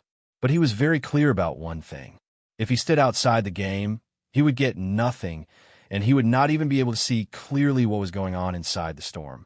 He wanted an opportunity, and the opportunity was in the general trend that was about to erupt in the surging undercurrent. Li Tianlan did not want to wait any longer, and he had no time. No one could understand the fear and depression in his heart when there was no one around in the middle of the night. He was really afraid, not of death, but of failure, of not doing well enough, of disappointing his grandfather, of letting his father continue to bear the humiliation, and of letting the Li family continue to be lonely. It was only a few thousand kilometers from the border to Huading, but it was a completely different fate for Li Tianlan from the border to here. In less than a month, the Wang family of Beihai, Dongxing Clan, Kunlun City, 6, Jaipul of Mount Shu, Sai City, and other behemoths that were powerful enough to influence the general trend of Zhongzhou State appeared in front of him one after another in a flourishing atmosphere, either overtly or covertly. Li Tianlan could maintain his composure on the surface, but the pressure in the dark almost made him breathless. That was the feeling of destiny quietly approaching, which could not be resisted and could not be resisted. The undercurrent in Huading was surging. The danger seemed to be extremely far away from Li Tianlan, but the opportunity was also extremely far away from him. He knew that he had to join the game, even if he was smashed to pieces, even if he was doomed eternally. Because in this game, there was an opportunity that he needed. If the academics were willing to give him enough support, if he could become the survivor of this game, then the entirely family would start over. This was the first step. It might not be stable, but he had no choice. Was he going to walk into a hopeless situation? Then he would walk into a hopeless situation. Li Tianlan suddenly smiled. All his decisions tonight were extremely crazy, but his heart was unprecedentedly calm. Coming back from the jaws of death, he muttered to himself in a low voice, his tone erratic. What? Ning Qiansheng, who was lying beside him, opened his eyes and looked at him and asked. Nothing. Li Tianlan shook his head and looked at Ning Qiansheng. Suddenly, he squinted and smiled. The sword intent of the last sword is so great that its power is no longer at the ice-condensing realm, but directly into the fire-flaming realm. Should I congratulate you? One more meditation, Ning Qiansheng said. Ning Qiansheng said. He had been stuck at the peak of the ice-condensing realm for more than 2 years, and his realm was almost perfect. Tonight's battle could be said to be the ultimate release of all his combat strength. On the brink of life and death, he got his revenge. Now, he was only one meditation away from the fire-flaming realm, and it would not take long. It's not easy. Li Tianlan's eyes were sincere. Congratulations. Yeah, congratulations. Li Baitian's somewhat sour voice sounded. I was originally ranked ahead of you, but I didn't expect you to break through first. I'm still missing an opportunity. I don't know how long I'll have to wait. For any genius, entering the fire-flaming realm from the ice-condensing realm was a real threshold. In the 4 realms of martial arts, the chi-controlling realm and the ice-condensing realm mainly pursued strength, speed, and explosive force. But to transform tangible and tangible ice into intangible and intangible fire required extremely focused willpower. Only by crossing the fire-flaming realm could one be considered a real expert. This was the consensus of the Dark World. Any genius could be stuck at this threshold. It was normal for a few months or even a few years. But once this threshold was crossed, a warrior's strength, speed, explosive force, willpower, and physical coordination would develop in a perfect direction, and he would sprint towards the thunder-shocking realm step by step. If entering the fire-flaming realm from the ice-condensing realm was the threshold, then entering the thunder-shocking realm from the fire-flaming realm was the gap. For countless years, countless geniuses stood outside this gap and could not even take half a step forward in their lives. Only a few people who easily crossed this gap were called real geniuses. For these real geniuses, the thunder-shocking realm was their life's peak of martial arts. Entering the invincible realm from the thunder-shocking realm was a natural moat. No one could accurately describe what kind of state could allow one to enter the invincible realm. Only they themselves knew the scenery of the invincible realm. That realm was so mysterious that even the most basic teaching couldn't be done. Therefore, in a general sense, although martial arts were divided into 4 realms, only the fire-flaming realm was the real beginning. After the fire-flaming realm, the scenery of ascending to heaven step by step was also the goal that all martial artists pursued tirelessly. Li Baitian was also in a state where he could break through at any time, but was just a step away. Now that he saw Ning Qiansheng was 1 step ahead of him, it would be a complete lie to say that he was not envious and jealous. What are you jealous of? Ning Qiansheng was not polite to Li Baitian at all. He said in a weak voice, "When this is over, I will have a chance to finish my meditation. It's not too late for you to be jealous." The shrill siren came from afar and became clearer. A large number of police cars with flashing lights rushed over in a mighty manner. Everyone's expression turned solemn. "Cousin, I call my dad." He's in Yuzhou for a meeting, but he's already asked Secretary Sun to rush over. I think he'll be here soon. Zhang Holong said with a solemn expression. After the old master of the Zhang family retired, Zhang Holong's father, Zhang Xiaohua, carried the banner of the Zhang family. Now he was one of the standing committee of Huiding and in charge of discipline inspection. His ranking was only second to the secretary, the mayor, and a deputy secretary, ranking fourth. In the whole of Huiding, Zhang Xiaohua was a real figure of power. What was certain was that this was not the end of his official career. Ning Qianqing glanced at him and nodded slightly. My dad asked me to go home immediately. I guess he's going to send someone to take me back. I'm really upset tonight. Han Xinyan pursed her small mouth and looked conflicted. Tonight's matter could be big or small. Small. Definitely not small. If it was big, it would not be big no matter how big it was. The Han family was a standard, neutral, wealthy family, and Han Donglu would not take sides easily. It was completely understandable that he asked Han Xinyan to go home. Second uncle said that it's not convenient for him to show up in this matter, but he will communicate with Uncle Yu and let them handle it according to the circumstances. Wang Yuetong's expression changed. Obviously, she also did not understand the meaning of Wang Xiaoyao's words. The Uncle Yu she mentioned was the same as Zhang Holong's father, Zhang Xiaohua. They were both capable people of the Southeast group, but his status was one level higher than Zhang Xiaohua's. He was the current mayor of Huiding, Yu Chengguang. Wang Yuetong knew some complicated relationships in her family very well. Yu Chengguang had a very good relationship with second uncle. In the few years since he came to Huiding, he had always been low-key and pragmatic, and had a very positive reputation among the people. In the chessboard of the Southeast group in Huiding, second uncle had been playing a high-profile role in recent years. He was extremely flamboyant and cooperated with Yu Chengguang in many ways. They could even be said to be the best partners. Now, second uncle needed to keep a low profile for the time being, and Yu Chengguang would certainly not tolerate it. This incident might be an opportunity for both the Southeast faction and Yu Chengguang. However, because it had nothing to do with them, and Li Tianlan and second uncle were rivals in love, Wang Yuetong could not tell how second uncle would communicate with Yu Chengguang. If someone catches you later, hold my hand, and I'll take you out first. Wang Yuetong approached Li Tianlan and whispered. Wang Yuetong approached Li Tianlan and whispered. Her bright eyes were filled with deep worry. Chapter 60. Wang Yuetong was not worried about Ning Qianqing. These police cars were obviously here because of Zhong Xiaofeng, and their target was Li Tianlan. As for Ning Qianqing killing Tan Shilai, the police must not have received the news. Moreover, Tan Shilai was a serving officer of the Eastern Theater of Operations, while Ning Qianqing belonged to the Border Praetorian Corps. It was not appropriate for the police to handle such a case, so it was most likely to be handled by the military. The base of Huiding's Special Operations Bureau was a few kilometers away. Tan Shilai's father and Ning Qianqing's father were having a meeting there.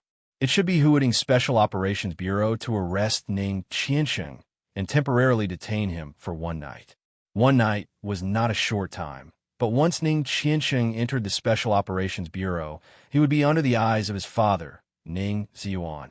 No matter how stiff the relationship between father and son was, Ning Ziyuan could not watch his son being skinned and pulled out. Even if he was determined to do so, others would not dare to do so. By the end of the night, the Border Praetorian Corps would have already responded, and there would be more room for negotiation. Wang Yuetong was most worried about Li Tianlan. She did not know what his background was. According to Yu Qingyan, he was just a junior of Yu Donglai's old comrade-in-arms. This was definitely not true. If it was true, at least Qin Weibai's appearance could not be explained. But in her short contact with Li Tianlan, she did find that this senior brother did not seem to have a strong background. If he was taken away by the police tonight, she was almost sure that before dawn, Li Tianlan would die miserably. To the public, it could even be said that he committed suicide to escape punishment. I'll take him out first and think of a way. Wang Yuetong thought silently and subconsciously reached out to hold Li Tianlan's hand tightly. Don't worry, Li Tianlan was touched, but his tone was still calm. The headmaster will be here soon. The headmaster? Wang Yuetong was stunned, and then her eyes widened. Headmaster Zhuang Huayang? Li Tianlan nodded and said, Wang Yuetong breathed a sigh of relief. She was not the only one who breathed a sigh of relief. Li Beitian and Ning Qiansheng also felt relieved. Ning Qiansheng coughed and wiped the blood from the corner of his mouth. He forced a smile and said, If he had come fast enough, I could have suffered less tonight and followed him to the Sky Academy to take refuge. It's just a delay. Leave it to me. Wang Yuetong said softly, Hold on, and I will handle it. Feeling relaxed, she became very interested in Ning Qiansheng's last move. Looking at his relaxed expression, she suddenly asked, Qiansheng, was that the move you used just now, the heaven-breaking rainbow, sword of jade pool? Ning Qiansheng nodded slightly. There is nothing to hide. As he entered the fire-flaming realm in the future, he would fight more and more. This move was no secret at all. Your main sword style? Wang Yuetong blinked her bright eyes and became more curious. All the unique skills of a jade pool were derived from their most basic 3 sword storms. The 3 sword storms were the overall framework of the Book of Sword of the Jade Pool. After the 3 sword storms came the famous 7 swords of the Jade Pool in the Dark World. The sky-splitting rainbow sword was one of the 7 swords. The Book of Sword of the Jade Pool, with a total of 10 moves, was broad and profound. Any core disciple would learn the 3 sword storms of the Jade Pool first. It was more of a choice than a study. The 3 sword storms were the easiest to master and the most difficult to master. All the core disciples of the Jade Pool would choose one of the 3 sword storms as their main sword reign when learning the Book of Sword of the Jade Pool. This was their first choice. After that, they would choose the sword style of the 7 swords of the Jade Pool, which was also the most powerful move in their lives. It didn't mean that they only knew one move. It was just that after practicing the sword intent of one of the 7 swords, the other 6 swords would have the shadow of this move. Every core disciple of the Jade Pool chose different sword reign and sword style as their main sword style. Every time they attacked, the same sword style would be different. That was why the sword intent of the Jade Pool was so varied and had a tendency to surpass that of Mount Shu. After the death of the senior of the invincible realm of the Jade Pool many years ago, the most famous disciple of the Jade Pool in recent years was the military marshal Dong Chengwudi, known as the god of massacre of Zhongzhou State. He was one of the top 10 experts of Zhongzhou State, an expert at the peak of the thunder-shocking realm, or even a half step to the invincible realm. He mainly practiced Prairie Burning Sword Storm and 9 Heavens Wind and Thunder Sword. It was said that when he attacked, his murderous intent soared like the power of heaven, which was completely different from Ning Qiansheng's sky-splitting rainbow sword. Before Ning Qiansheng could answer, the mighty convoy of police cars had rushed up the mountain. The shrill sirens instantly surrounded the whole mountaintop. Teams of policemen in riot suits jumped out of the cars and used the cars as cover. They raised their guns and aimed at Li Tianlan and the others, including Gu Yulan. The number of police cars increased. So did the number of policemen. The sound of footsteps could be heard all over the mountain. Countless figures shuttled back and forth. Under the flashing police lights, every policeman's expression seemed to be extremely gloomy and serious, giving people an unprecedented heavy pressure. Li Tianlan narrowed his eyes slightly. At this moment, facing so many guns, so many policemen, and feeling the seriousness and solemnity of the state apparatus, he suddenly found himself very lonely. Although he had Wang Yuetong, Ning Qiansheng, Li Beitian, Zhang Holong, and Han Xinyan by his side. But the feeling in his heart kept getting stronger and stronger and could not be suppressed. People in front, listen up. We are policemen. I am He Qing Ting, the deputy director of Huading Police Station. You have been surrounded. Put down your weapons and come over with your hands behind your head. Surrender is your only way out. A low and sharp voice came through the loudspeaker in the large number of police cars. Surprisingly, the voice turned out to be a female voice. The female voice was getting closer and closer. A female figure in a police uniform appeared directly in front of the policeman. Her eyes were dignified and serious. The woman was about 30 or 40 years old. She had short hair and was tall and even a little strong. She was not ugly, but combined with her strong figure, she could not be called a beauty. She could only be described as a very domineering woman. She held the loudspeaker and glanced around. When she saw Gu Yulan and the others, she directly waved at them. Then she turned to Li Tianlan and the others and said angrily, "Put your hands behind your head and squat down." No one moved, no one put their hands behind their head, and no one squatted down. Wang Yuedong, who was standing beside Li Tianlan, whispered, "Senior brother, don't underestimate this woman. She is one of the mad dogs raised by the Zhong family in Huading. She graduated from a Sky Academy and used to serve in a special warfare squadron in Yuzhou. She was transferred here by the Zhong family to be the deputy director of Huading Police Station. She has bitten many people in recent years and has a very firm stand." Li Tianlan nodded slightly. In his sight, the strong He Qingting had already strode over with two policemen. She didn't pull out her gun, but her steps were firm and full of courage. "Deputy Director, isn't it inappropriate to make such a big scene to deal with us young people? Take a look for yourself. There are hundreds of police officers armed with live ammunition. Those who don't know would think that you're encircling terrorists." As He Qingting walked in, Wang Yuedong took the initiative to speak before He Qingting could speak. At this moment, she was still holding Li Tianlan's hand, but her modesty and nobility were vividly displayed. "Who are you?" He Qingting glanced at her and asked bluntly in a harsh tone. "My name is Wang Yuetong." Wang Yuetong glanced at her and said lightly, "When I have dinner with Mayor Yu another day, I will tell him the truth about Deputy Director He's action tonight and let him know the prestige of the Huading Police." "Wang Yuetong, Mayor Yu." He Qingting's expression changed as if she was a little fearful. He looked at Wang Yuedong and asked, "Did you beat Zhong Xiaofeng?" Wang Yuedong's heart moved, and she was about to admit it. "It was me." Li Tianlan smiled and directly stopped Wang Yuedong's words. In any case, he could not let Wang Yuetong bear the responsibility for this matter. He dared to do this, so he was prepared to bear all the consequences. "Director, there was a murder here. The victim is..." A police officer strode over, hesitated for a moment, and then whispered the identity of the victim in He Qingting's ear. The look in He Qingting's eyes changed for a moment. She looked at Li Tianlan with pity, as if she was looking at a dead man. "Did you kill him too?" He Qingting asked. "It was me." Behind her, Ning Qingting's weak voice sounded, "I killed him." "Very good. You're loyal." He Qingting gave a grim smile and suddenly waved her hand. "Cuff them up and take them away. Shoot anyone who dares to resist."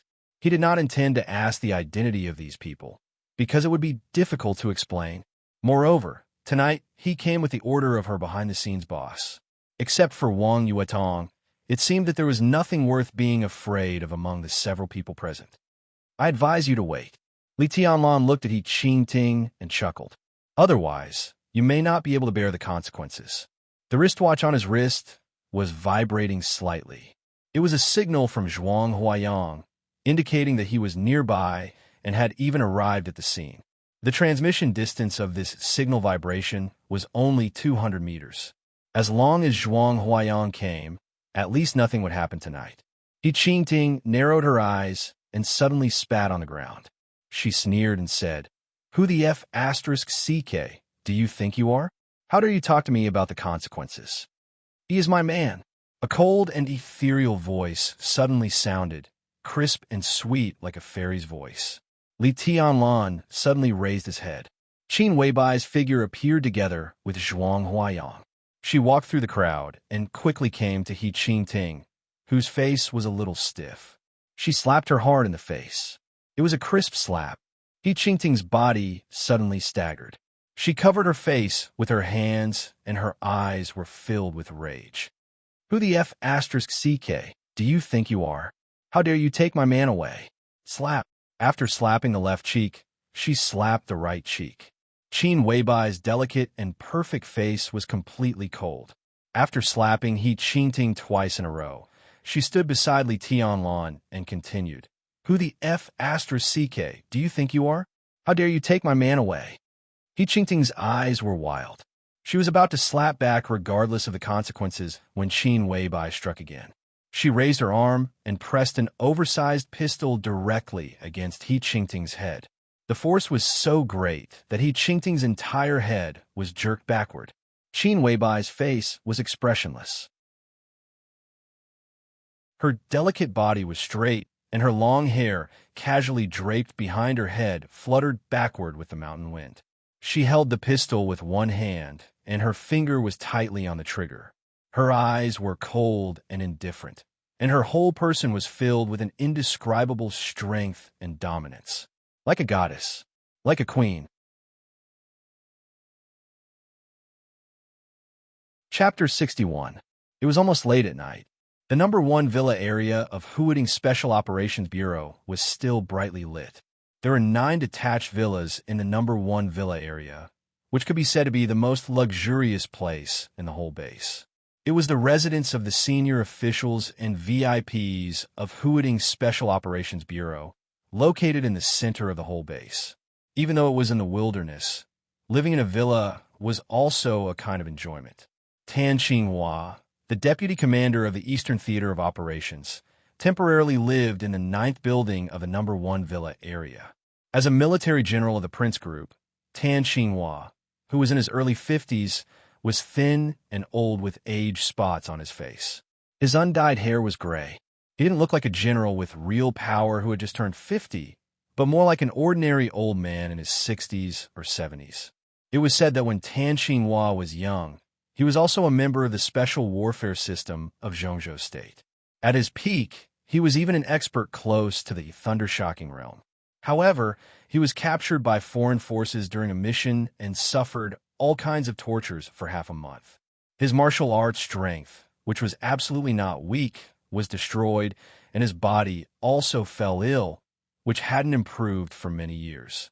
However, this general of Zhongzhou State was extremely tenacious.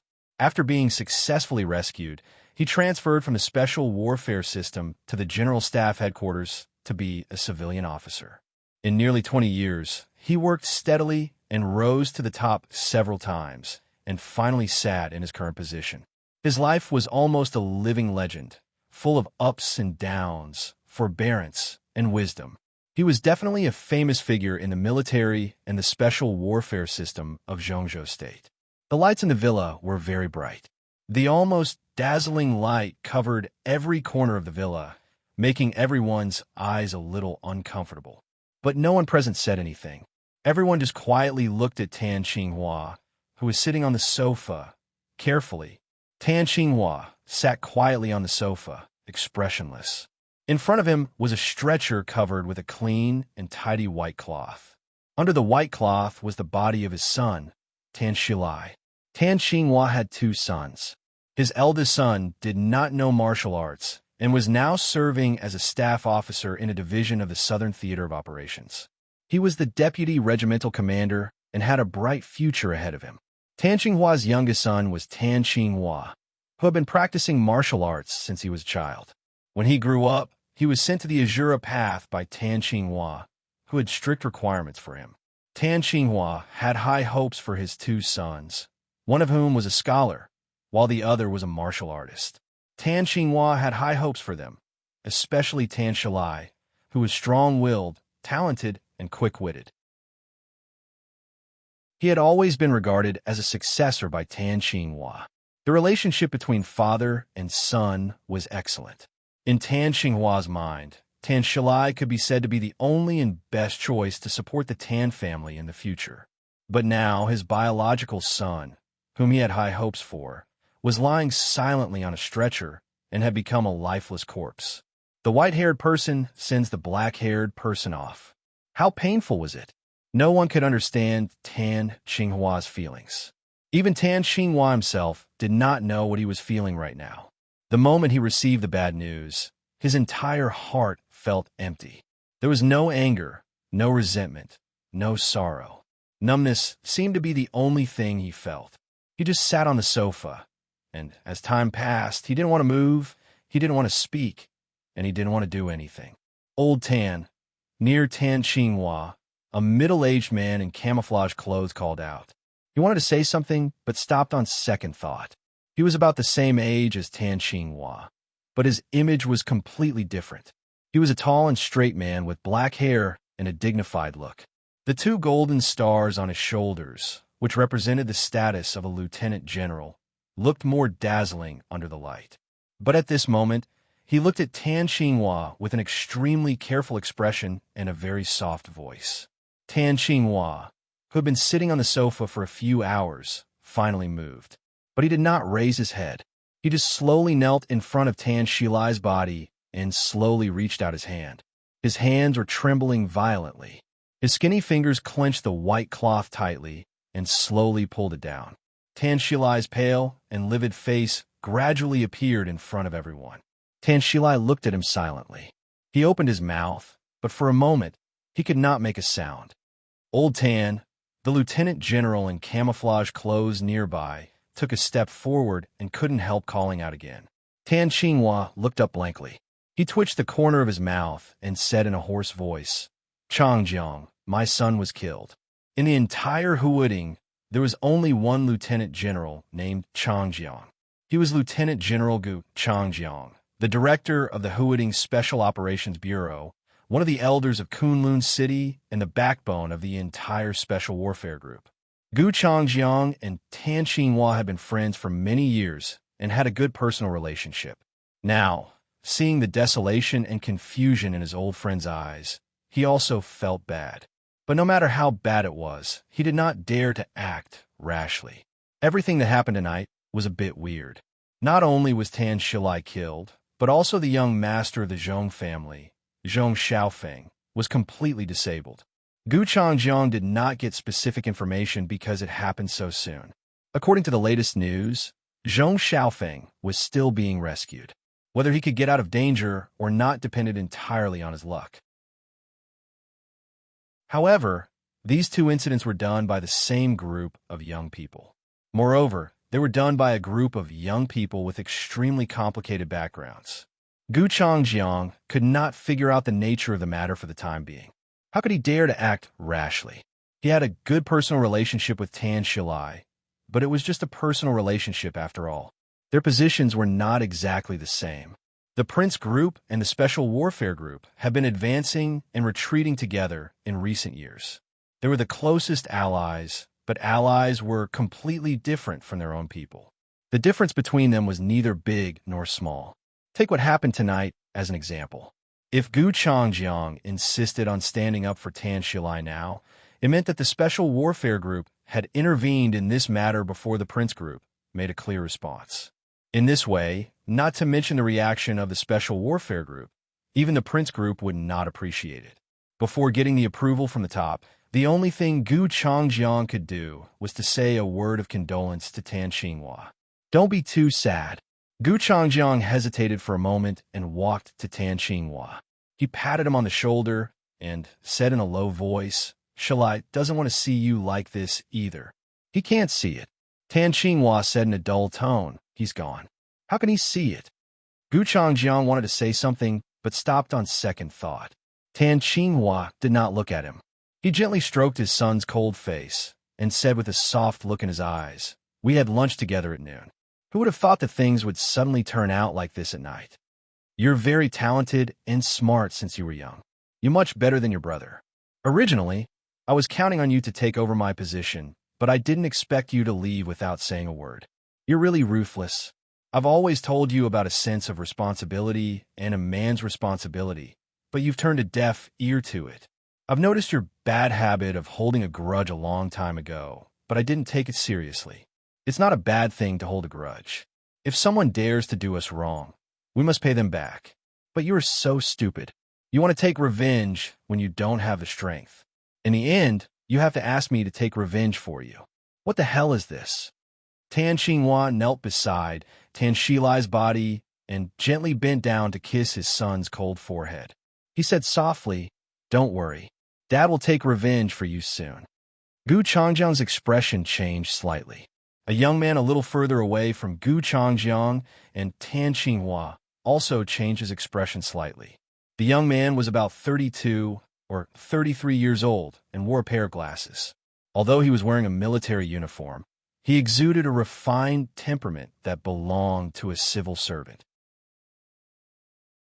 Rather than calling him a soldier, it would be more appropriate to describe him as a scholar.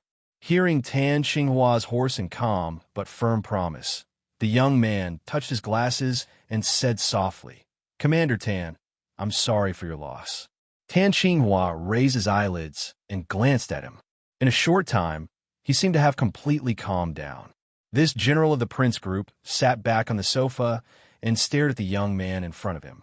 He said indifferently, "Who killed Shilai?" "Here's the thing. Let me ask you, who killed Shilai?"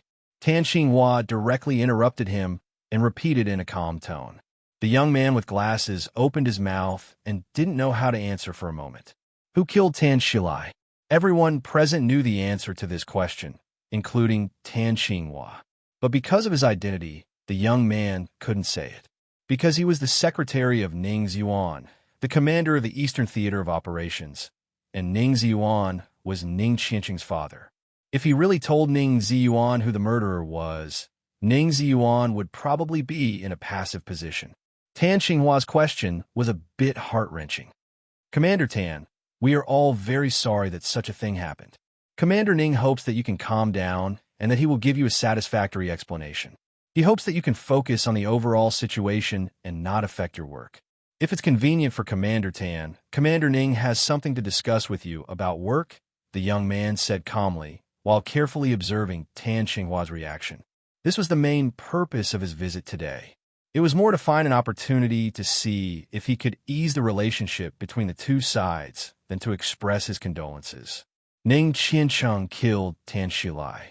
To put it simply, it was a grudge between two young people. To put it simply, it was a grudge between two powerful figures in the Eastern Theater of Operations. The pain of losing a son seemed to be irreconcilable. But at their level, there was basically nothing that they couldn't talk about. The key was how important Tan Shilai was to Tan Qinghua. Tan Qinghua looked up at the young man in front of him and gradually narrowed his eyes. The extremely depressing atmosphere in the hall instantly became heavy. In less than 10 seconds, the young man's forehead was covered with cold sweat, and his calm expression gradually became embarrassed. He was just an ordinary lieutenant colonel. It was conceivable how much pressure he was under the gaze of a general. "Please tell Commander Ning for me." Tan Qinghua finally opened his mouth and said faintly, "I will focus on the overall situation after I avenge my son." The young lieutenant colonel's expression changed. Looking at Tan Qinghua's eyes that were gradually becoming crazy, he finally chose to remain silent. "Changjiang, where's the murderer?" Tan Qinghua suddenly stood up and looked at Gu Changjiang beside him and asked, "Yonghua Villa." Gu Changjiang was stunned and answered subconsciously, "Raging fire." As soon as Gu Changjiang finished his words, Tan Qinghua suddenly raised his voice and shouted, "Here!" Outside the villa, a loud voice sounded. The door was pushed open, and a burly man with a scar on his face appeared at the door and saluted Tan Qinghua. Tan Qinghua said coldly, "Gather people. The destination is Yonghua Villa. Bring the murderer back to me." He clenched his hands and added, "At all costs." "Yes." The scarred man with the code, named Raging Fire, saluted and turned to go out without hesitation. "Commander Tan," the young lieutenant colonel, who had been silent, changed his face and said in a low voice, "Do you know what you are doing?" "I am avenging my son." Tan Qinghua's tone was cold. "Tell Ning Ziyuan that if he has a different opinion, he can stop my people and see if he has the guts." The young lieutenant colonel's face changed. After a while, he snorted coldly and turned to leave quickly. He was just Ning Ziyuan's secretary and could not make any decisions for Ning Ziyuan. Now that things had come to this point, he must report Tan Qinghua's actions to Ning Ziyuan as soon as possible. "Old Tan, calm down. Things are not simple tonight." Gu Changjiang came behind Tan Qinghua and said in a low voice. This time, the maneuver between the Eastern Theater of Operations and Huading Special Operations Bureau was not large. About 2,000 elites from the Eastern Theater of Operations came. Although the number was not large, their comprehensive quality was the top 2,000 people in the entire Eastern Theater of Operations. Among these people, Tan Xinhua could fully command about 300 people. Once these 300 people rushed into Yonghua Villa, things were likely to develop to the point of no return. Everything looked a little chaotic tonight. Tan Xinghua's rash actions might not have an optimistic result. I can't calm down. Tan Xinhua glanced at Gu Changjiang and said calmly, Changjiang, I know your difficulties, so I won't embarrass you. But don't stop me. I will kill whoever kills my son. I will kill whoever dares to stop me. Crazy. Tan Xinhua was crazy. Gu Changjiang's brain was buzzing. He frowned tightly and felt powerless. Tan Xinhua ignored Gu Changjiang. He just bent down slightly, held his son's body in his arms, and went straight upstairs. Gu Changjiang stood where he was in a daze. After a long while, he took out a cigarette and lit it. He took a big drag, but his mind became more and more confused. Tan Shilai's body was sent back by Gu Yulan. Time was pressing, so he only had a brief understanding of what had happened. Not to mention the development of the matter. The people involved tonight were enough to make people feel that the inside story of this matter was complicated. Zhuang Huayang, Qin Weibai, Wang Yuedong, Ning Qiansheng, Li Beitian, and Li Tianlan. Gu Changjiang was not familiar with Li Tianlan, but it was too obvious what the others meant.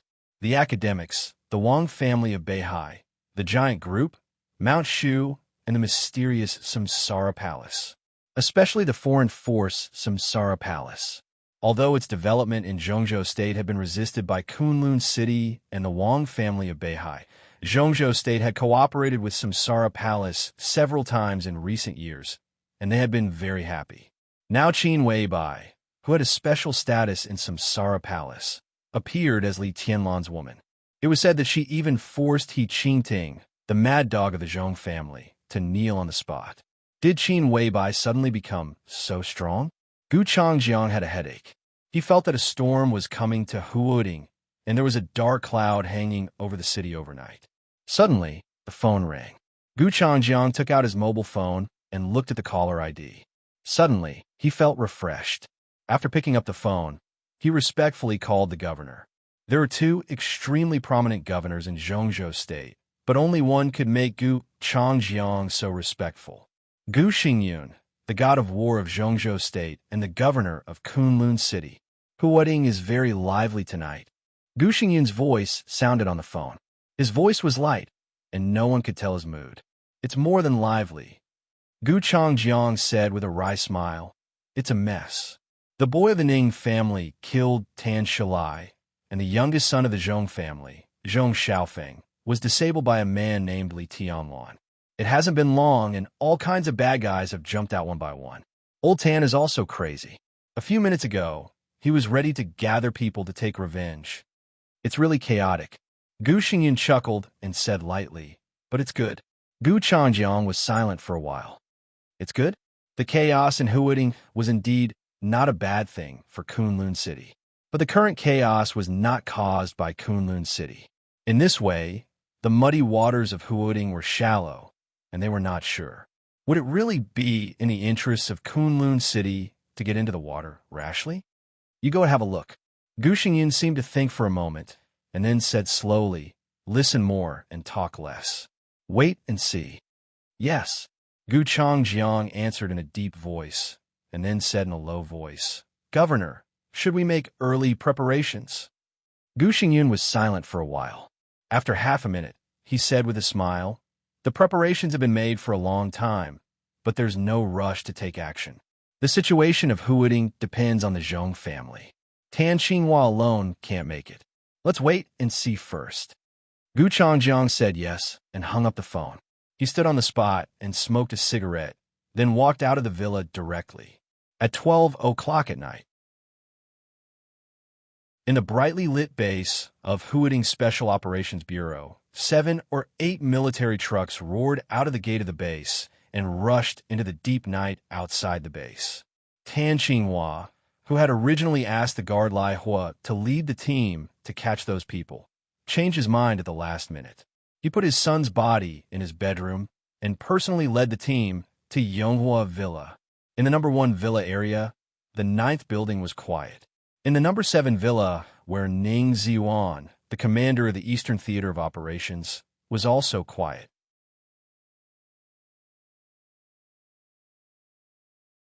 Chapter 62.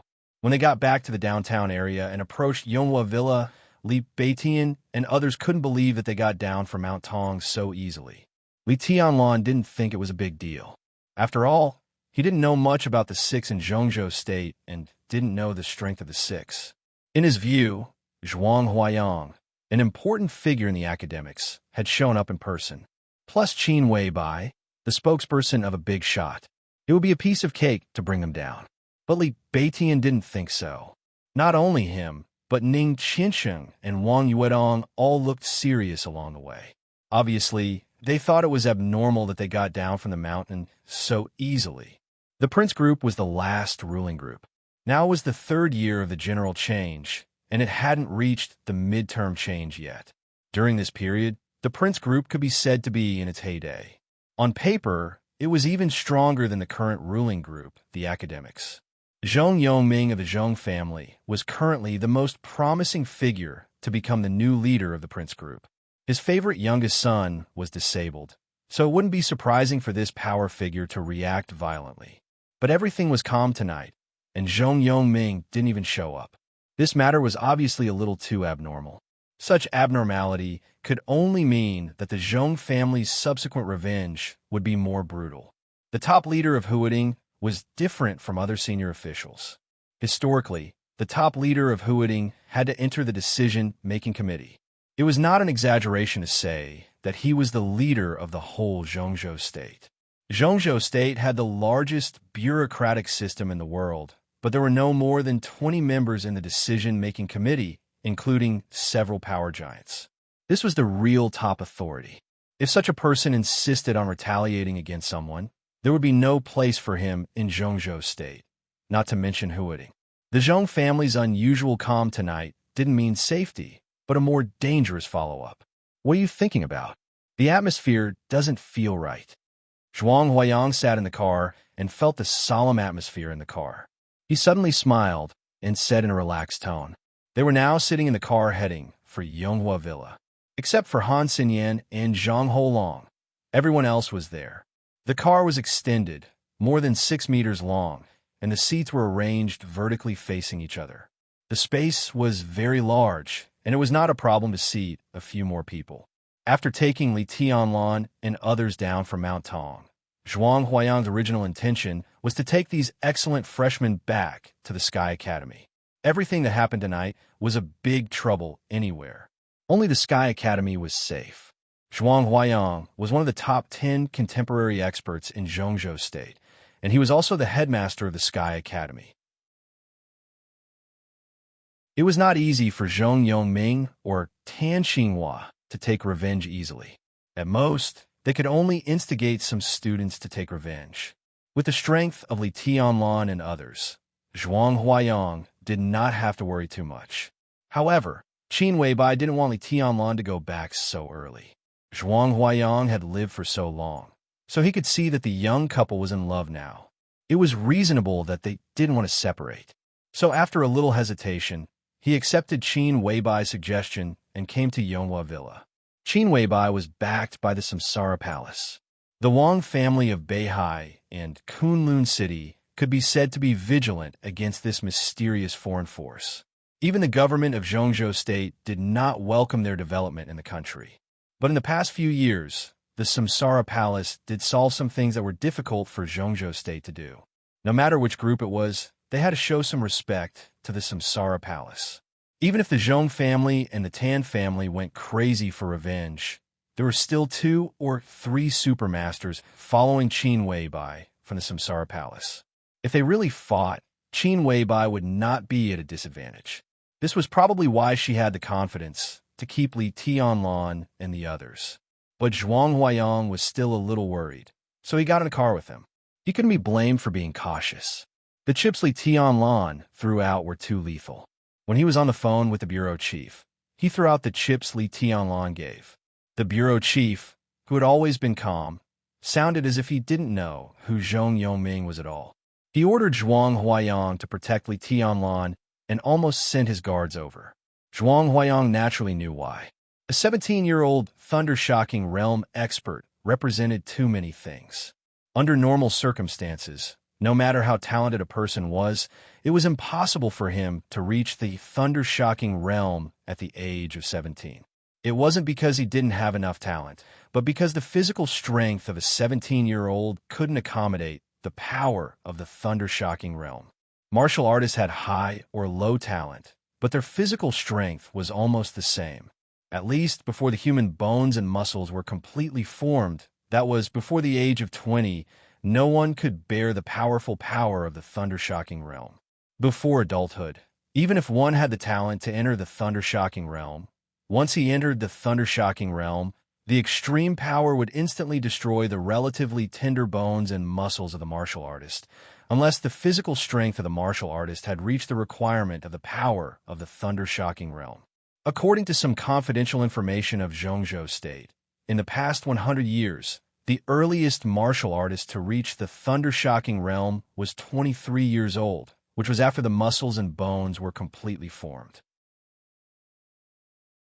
Coincidentally, the person who kept this record was also from Zhuanyuantai of Kunlun.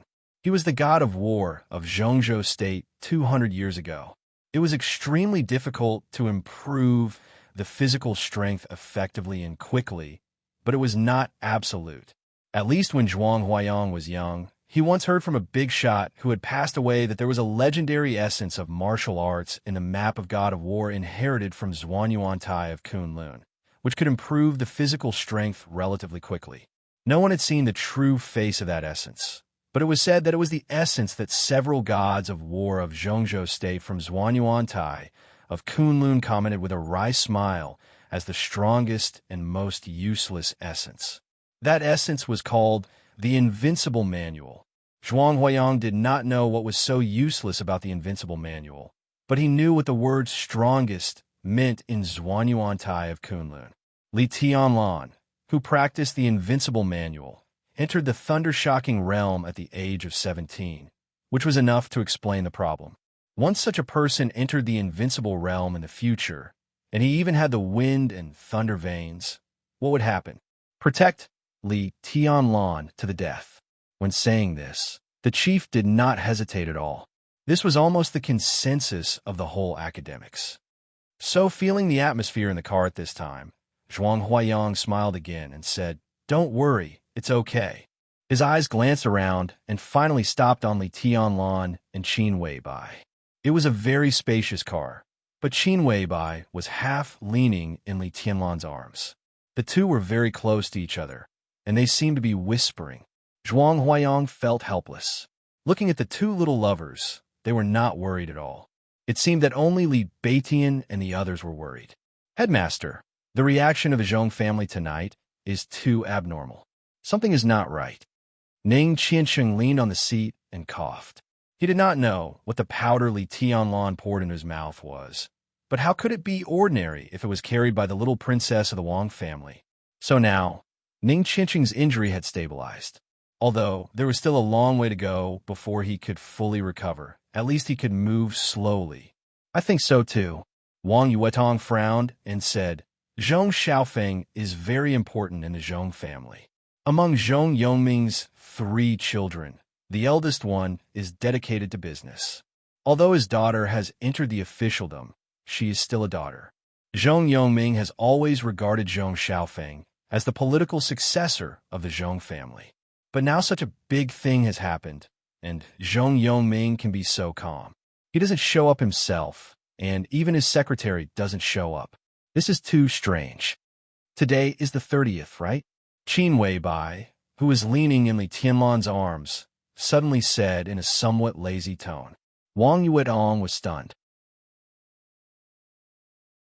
She seemed to understand something, but she did not speak. She just pursed her lips and turned her head. "The 30th? Li Beitian and Ning Qiansheng were stunned at the same time. Then they nodded and said, "It's the end of the month." No wonder. For most people, The end of the month was not unusual. But for the top officials, if there were no particularly important foreign affairs or other arrangements, Zhongzhou State would hold a plenary meeting of the decision-making committee at the end of each month and at the beginning of each month.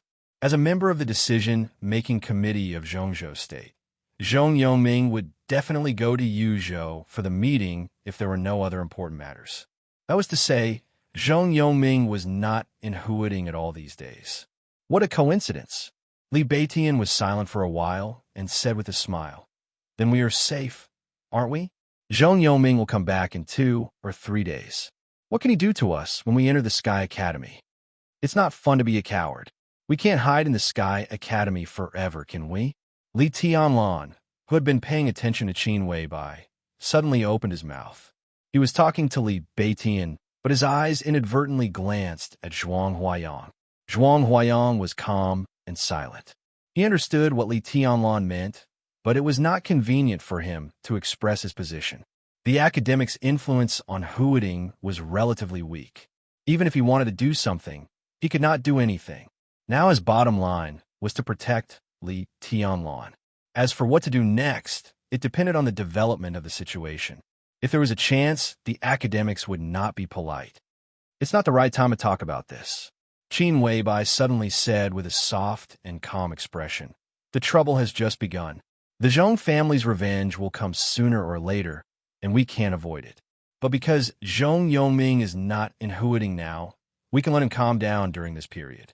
As long as Zhong Xiaofeng is not dead, there is room for negotiation. At least there is some hope for a superficial reconciliation. Before Zhong Yongming comes back, we should guard against Tan Xinghua." Tan Xinghua. Li Tianlan raised his eyebrows and repeated the name. Indeed, now it seemed that Tan Xinghua's possible reaction was the key. Although Zhuang Huayang did not say it at Mount Tong, Li Tianlan could see that he was a little nervous.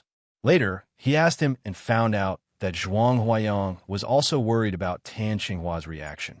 Compared with Zhong Xiaofeng's status in the Zhong family, Tan Xilai's status in the Tan family was higher. It was said that Tan Xinghua had high hopes for him, but he was killed by Ning Qianqing tonight.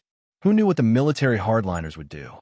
It was said that 2,000 elites of the Eastern Theater of Operations were now in Huading, preparing for the maneuver with the Special Operations Bureau in Huading in a few days. If Tan Xinghua insisted on revenge, he could surround Mount Tong with his men, and even Zhuang Huayang would find it difficult to deal with him. Li Tianlan lit a cigarette and thought about it. How will Tan Xinghua react? He subconsciously glanced at Ning Qianqing and subconsciously shook his head at the thought of the grudge between him and the Tan family. How will a man who can endure being cuckolded react? Will Zhong Yongming and Tan Xinghua reach a tacit understanding? Li Tianlan suddenly asked. Tonight's events were two things, but there was nothing wrong with linking them together. Zhong Yongming was now in Yuzhou for a meeting, but Tan Xinghua was in Huading.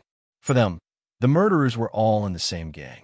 If the two reached a tacit understanding, it could almost represent the military and political sides of Huading to a certain extent. Tan Xinghua was the deputy commander of the Eastern Theater of Operations.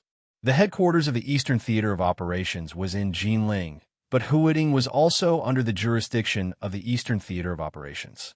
The Tan family was originally one of the wealthy families that entered Huading with the Zhong family and had a great influence in the military of Huading. Once the two reached a tacit understanding, who knew what would happen? Li Tianlan subconsciously glanced at Qin Weibai.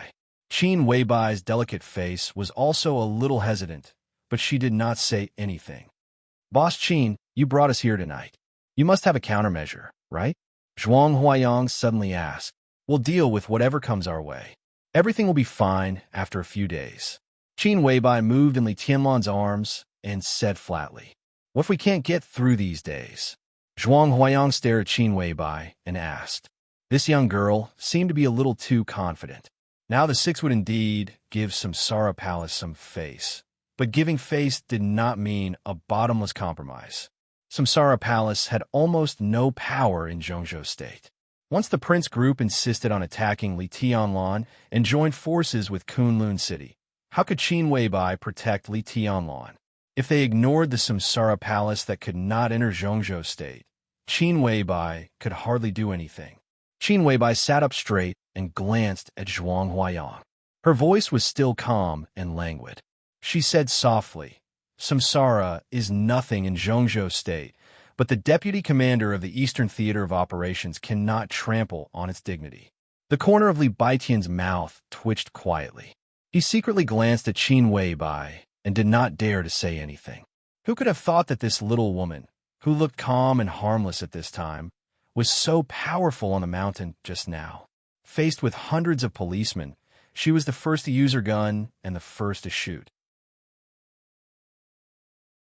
No one believed that Qin Weibai dared to shoot, not even He Qingting, the deputy director of Huading Police Station, whose head was pointed at by her with a gun. So when Qin Weibai asked her to kneel down, she just sneered and said, "Shoot if you can." Then Qin Weibai did shoot. Without saying a word, she directly pulled the trigger at her head. Without the slightest bit of hesitation, he was so decisive that everyone was dumbfounded. At the critical moment, if He Qingting had not knelt down because she felt that Qin Weibai's finger was really pulling the trigger, the shot pointed at her head would have completely blown her head off. Even so, the shot brushed past her scalp. It was a brush with death.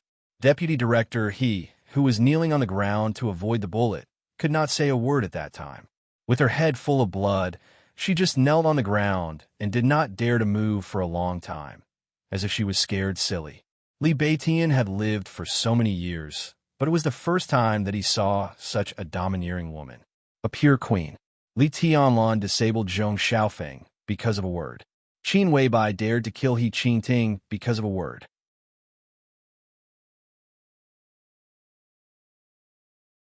Chapter 63. The limousine drove into the Yonghua Villa district and finally stopped at the gate of Qin Weibai's detached villa. They got out of the car one by one.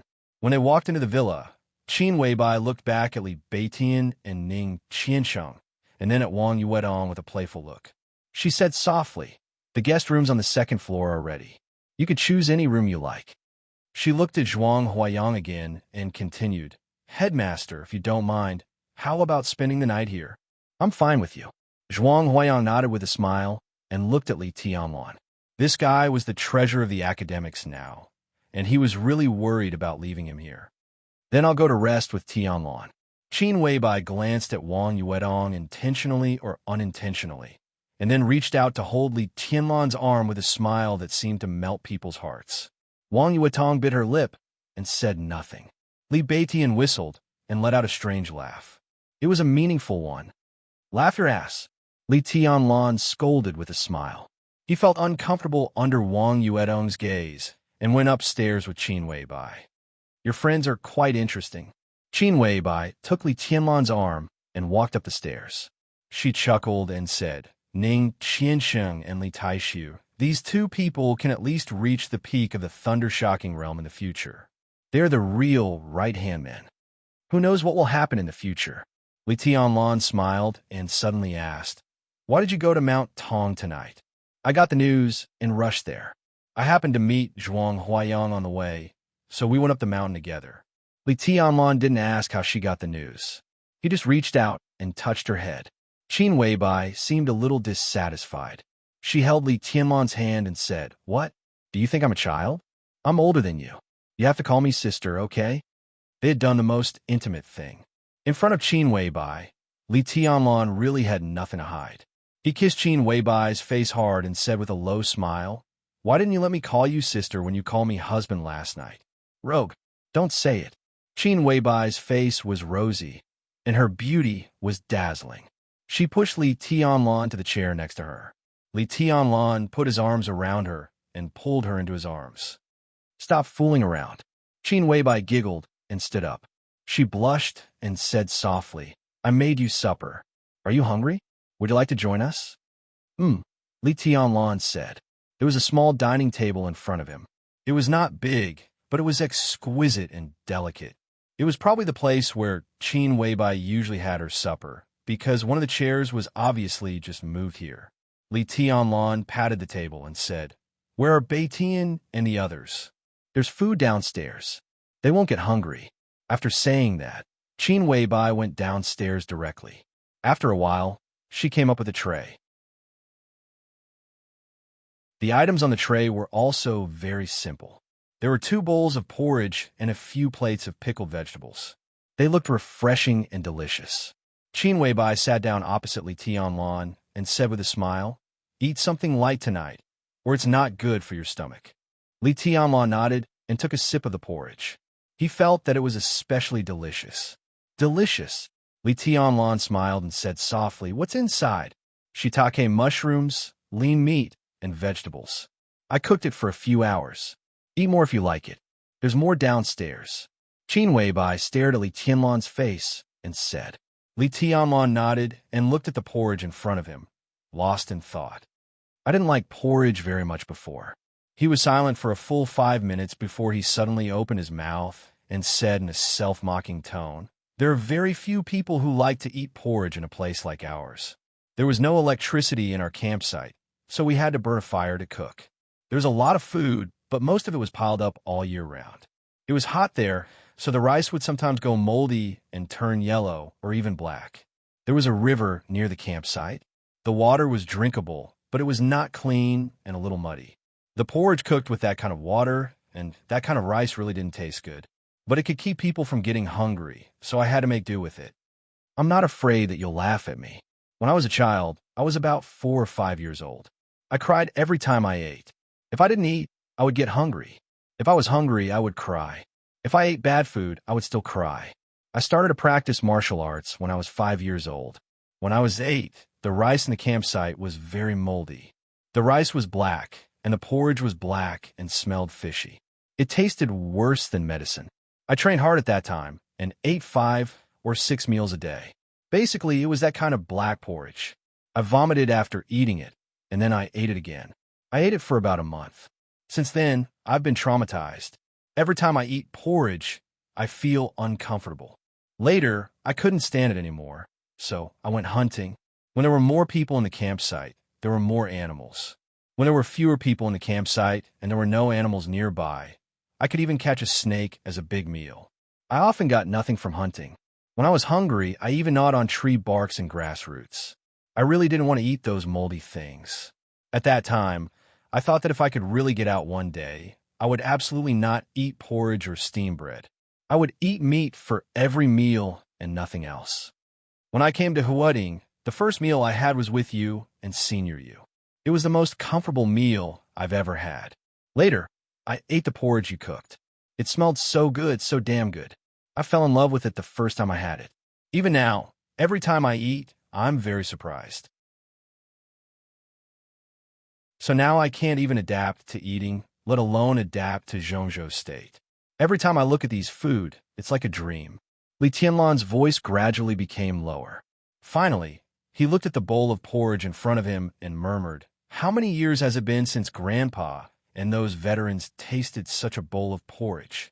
Qin Weibai reached out and grabbed Li Tianlan's hand.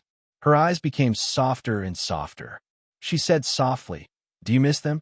"Yes, even in my dreams. I can't wait to bring them to Huading now. I want them to see the prosperity now, and I want Grandpa to see you, his granddaughter-in-law." Li Tianlan smiled. Qin Weibai blinked and deliberately diverted Li Tianlan's attention. She said with a smile, "Granddaughter-in-law?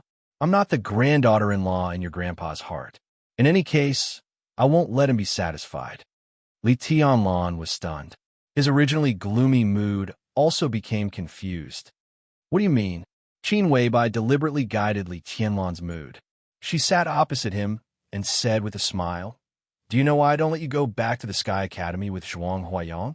I just want to give some people a chance. Since you entered the school, you've performed so well. Some people have been waiting for so many years. I guess they can't sit still anymore." Li Tianlan was still at a loss. "Fool!" Qin Weibai gently glared at Li Tianlan and said in a soft tone, "Didn't your grandpa tell you? You have an engagement. Have you forgotten? The person you will marry in the future is her." When she said this, Qin Weibai's expression was calm and gentle, but her eyes were a little complicated. Li Tianlan's heart trembled slightly. He subconsciously shook his head and said in a firm tone, I only want you. Marry me? Qin Weibai blinked her eyes and smiled sweetly. Marry you, Li Tianlan said resolutely and without any hesitation. The engagement can't stop me. Grandpa can't stop me. No one can. Qin Weibai looked at Li Tianlan in a daze and did not speak for a long time. Li Tianlan's face seemed to be a little hot, but he hesitated and said, In my heart, only you are the most perfect. Clatter. Qin Weibai suddenly reached out and directly swept all the things on the table in front of her onto the table. The porridge and pickles fell on the ground in a mess. She stood up and put her hands on the table. She lifted her long and straight legs one by one. Under Li Tianlan's somewhat dull gaze, she climbed directly onto the table and climbed toward him. Li Tianlan swallowed hard. Qin Weibai's face was red. She was obviously a little shy to do this kind of thing for the first time, but she did not have the slightest intention to stop. She climbed over the table and sat directly in Li Tianlan's arms, her eyes like silk. At this moment, Qin Weibai could be said to be extremely charming, wild, and sexy. Li Tianlan breathed quickly and held Qin Weibai's body tightly. The hot blood rushed and washed away his reason, making him almost completely crazy.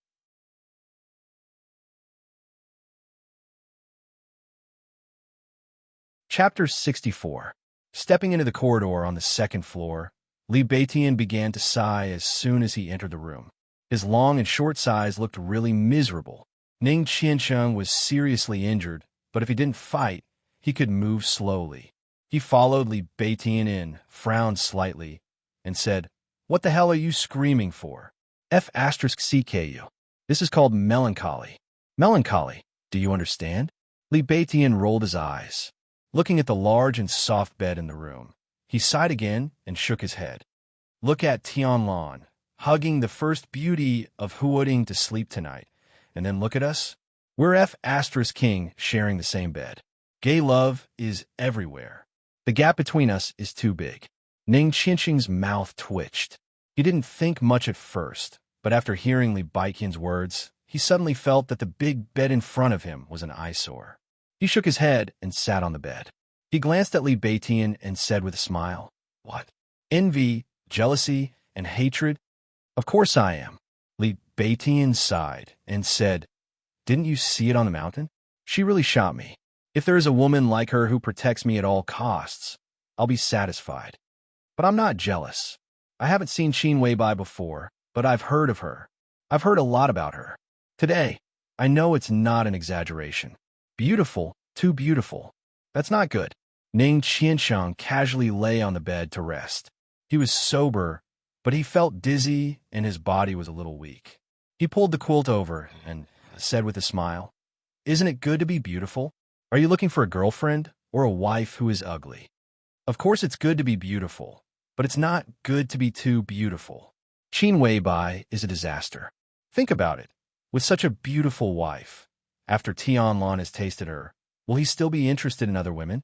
A bunch of mediocre women, I guess he won't be interested in them. Sad, too damn sad. Ning Qiansheng was silent. He wanted to say that what Li Beitian said was wrong, but after thinking about it carefully, he found that it did make sense. With Qin Weibai, other women were really mediocre. To have only one woman in a lifetime was a normal thing for many people, but in the eyes of some people, it was a bit scary. Wang Yuetong, can't you eat it? Ning Qiansheng thought for a moment and suddenly said. When they went upstairs just now, everyone could feel the irritation and even jealousy of the little princess of the Wang family of Beihai. When she entered her room and closed the door, the whole floor shook. It was terrifying. Although Ning Qiansheng felt a little baffled, he was sure that the little princess was interested in Li Tianlan. The key was to see what Li Tianlan thought. In terms of charm, Qin Weibai might be unparalleled in the world, but even in front of Qin Weibai, Wang Yuedong was a real delicacy that could be devoured. Wang Yuedong? Isn't this too scary? It's not a question of whether I can do it or not. It's a question of whether I dare to do it. If I really do it, the Wang family of Beihai will tear Tianlan apart. Li Beitian was speechless. This is too crazy. Crazy your sister. Ning Qiansheng kicked him. Stop gossiping and go to sleep. Li Beitian grunted, but did not take off his clothes. He directly laid down on the bed. Ning Qiansheng closed his eyes and planned to meditate. After tonight's battle, the fire-flaming realm was close at hand. If he could enter the state of meditation, he could successfully break through in half an hour at most. However, after trying for a long time, he still could not calm down. Ning Qiansheng was not in a hurry. He closed his eyes and rested. Just as his consciousness was about to fade, Li Beitian suddenly stood up and said, "I'm really not used to sleeping in the same bed with a man. You sleep, I'll go downstairs for a walk." He laughed and said, "Didn't Qin Weibai ask the driver's sister to wait downstairs? I'll go talk to her about my life ideals." Ning Qiansheng, who was about to fall asleep, sneered and said, "Didn't you hear what Qin Weibai called her? That's Horsewoman, one of the 12 super masters of samsara. If you want to die, go ahead." "Do you think I'm scared?" Li Beitian chuckled and walked out. Woo! An ear-piercing siren suddenly sounded, cutting through the deep night outside the window. Li Beitian, who had not left the room, and Ning Qiansheng, who was on the bed, were stunned at the same time. Before the two could speak, the shrill and piercing siren suddenly sounded. For a moment, it seemed that the siren was echoing in every corner of the entire Yonghua villa. Li Beitian and Ning Qiansheng rushed to the window one after another and looked out. Outside the window, the police lights were flashing. Teams of policemen gathered in front of the villa and then quickly dispersed. In the blink of an eye, the entire villa was surrounded. Countless policemen with shields were at the forefront. At first glance, the front of the villa seemed to have become a sea of shields and helmets. "How many people are there?" Li Beitian subconsciously muttered to himself. Ning Qiansheng did not speak. His gaze passed over the policemen in front of the villa and fell directly on the 7 or 8 military trucks behind a large group of policemen. The 7 or 8 military trucks stopped behind a large group of policemen. The doors opened, and teams of heavily armed soldiers jumped out of the trucks. Under the leadership of an aging middle-aged man, they went straight to the front door of the villa. Tan Qinghua. Ning Qiansheng's pupils contracted slightly. His chest rose and fell as he breathed deeply. The policemen tacitly made way for the soldiers to pass. A middle-aged man with the title of Deputy Chief Police quickly walked to Tan Qinghua and saluted. Ning Qiansheng, who saw this scene, narrowed his eyes and did not speak. "I'll go down and have a look." Li Beitian suddenly spoke with a serious expression. Ning Qiansheng subconsciously looked at his watch and then said, "Let's go down together. What will come can't be avoided." The two looked at each other and walked out of the door together. They had thought that, after leaving Mount Tong, both the Zhong family and the Tan family would calm down. At least there would be no trouble tonight. But they did not expect that they would act so quickly. What was going on outside? The police, armed police, special police, and the army appeared together, which also meant that the Zhong family and the Tan family had officially joined hands. In terms of time, the two sides had even reached an agreement at the first moment. Otherwise, it would not have been so fast. Outside the villa, the siren had quieted down. Tan Qinghua, who had come to avenge his son in a military uniform, shook hands with the deputy chief police in front of him and said in a hoarse voice, "Director He, are you sure this is the place?" "Yes, the murderers who injured Zhong Xiaofeng and killed Tan Shilai are all here. Should we arrange someone to call them?" The deputy chief police let go of Tan Qinghua's hand. His tone was neither humble nor arrogant, but his eyes were extremely cold. "Don't bother. Just arrest them." Tan Shilai's expression was dull, but he was still polite to the deputy chief police in front of him. He said gently, "Director He, thank you for your hard work. We need your people to cooperate with us later." He Ping. He was one of the 11 standing committees of Huading, the director of the Ministry of Politics and Law, and the director of the Huading Police Station, a capable general of the Prince Group, and one of Zhong Yoming's right-hand men in Huading. He was the boss of Huading's political and legal system, and Tan Qinghua, the deputy commander of the Eastern Theater of Operations. The two core figures of the prince group were working together. Such a scale was enough to show how determined the Zhong family and the Tan family were at this time. They obviously did not intend to care about the reputation of the Samsara Palace. My people will act with the comrades in the Eastern Theater of Operations. Secretary Zhong has instructed me to cooperate fully. He Ping nodded and said calmly. In fact, this senior official at the level of deputy governor was also very annoyed. He Ting, the deputy director of the Huading police station, was a mad dog raised by the Zhong family and also a confidant of He Ping. But in Mount Tong, she was forced to kneel by Qin Weibai. A dignified deputy director of the bureau knelt down. Not to mention the policeman present at that time. Even he, the director of the Ministry of Politics and Law, felt ashamed. No matter how strong the Samsara Palace is, it is outside the country. This is Zhongzhou State. When you are respected, you're the distinguished guests of Zhongzhou State. When you are not respected, you are nothing.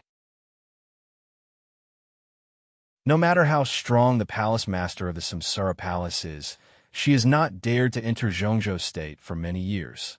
Now there are 4 invincible realm experts in Zhongzhou State. How can the palace master of the Samsara Palace defeat them? A mere spokesperson of the palace master dared to force a senior official of Zhongzhou State to kneel. Where did Qin Weibai get such confidence? After He Ting, who had lost all face, went back, He Ping directly scolded her. Then, after communicating with Zhong Yongming, he directly led a team to Yonghua Villa to arrest her. I don't care whether you are Samsara or not. If I don't teach you a lesson, you will really think that this is outside the country. Commander Tan, rest assured, my people will cooperate fully with you. He Ping took a step back and said flatly. This was also Zhong Yongming's instruction.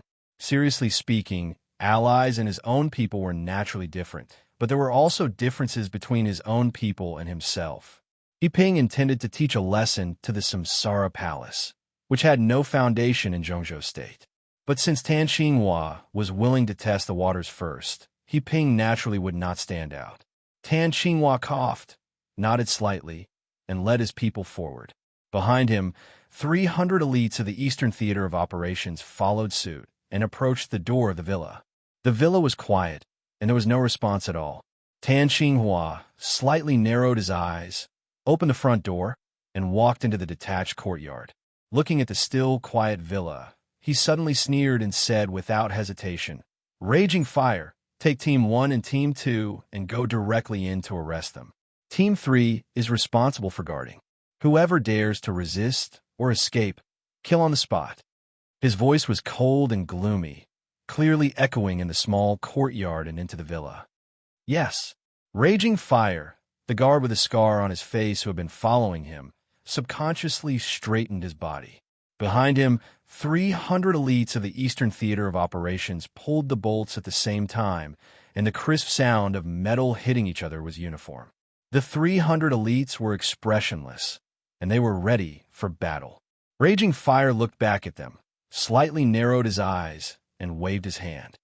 Team 1 and Team 2, follow me in. 200 people stepped out at the same time, followed Raging Fire, and directly rushed to the door of the villa in a fighting posture. The dense and rapid footsteps were not messy at all. The scene of 200 elites moving forward in silence had an indescribable aggressiveness and impact. In Europe, trespassing on private property is a very dangerous thing. Are you sure you want to do this? A sexy voice with an exotic charm rang out. It was neither fast nor slow, sounding elegant and gentle, but an extremely dangerous aura instantly filled the entire courtyard. Raging Fire, who was about to enter the villa, suddenly stopped in his tracks.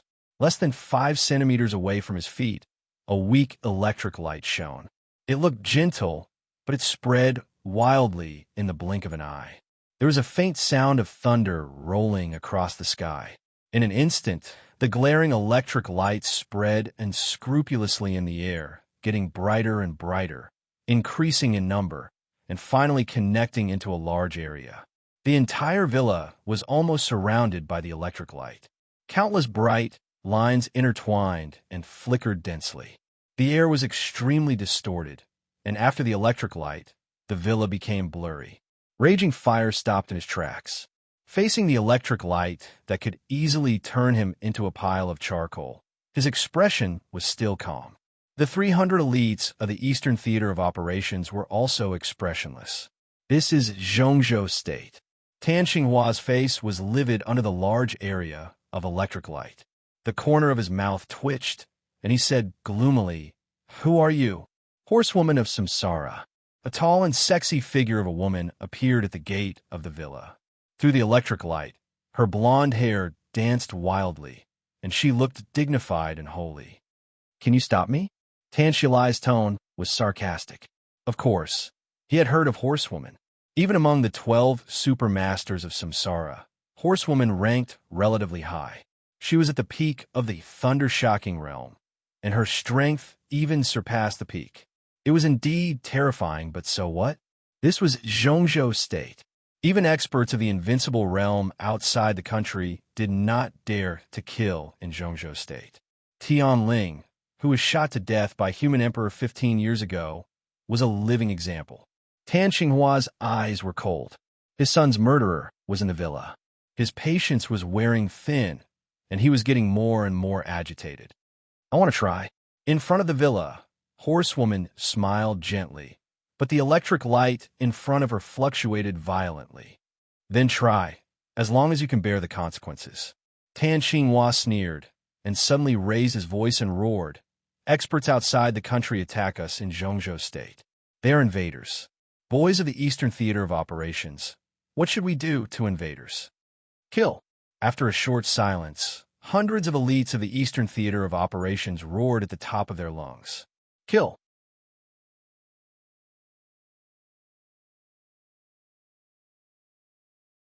Chapter 65.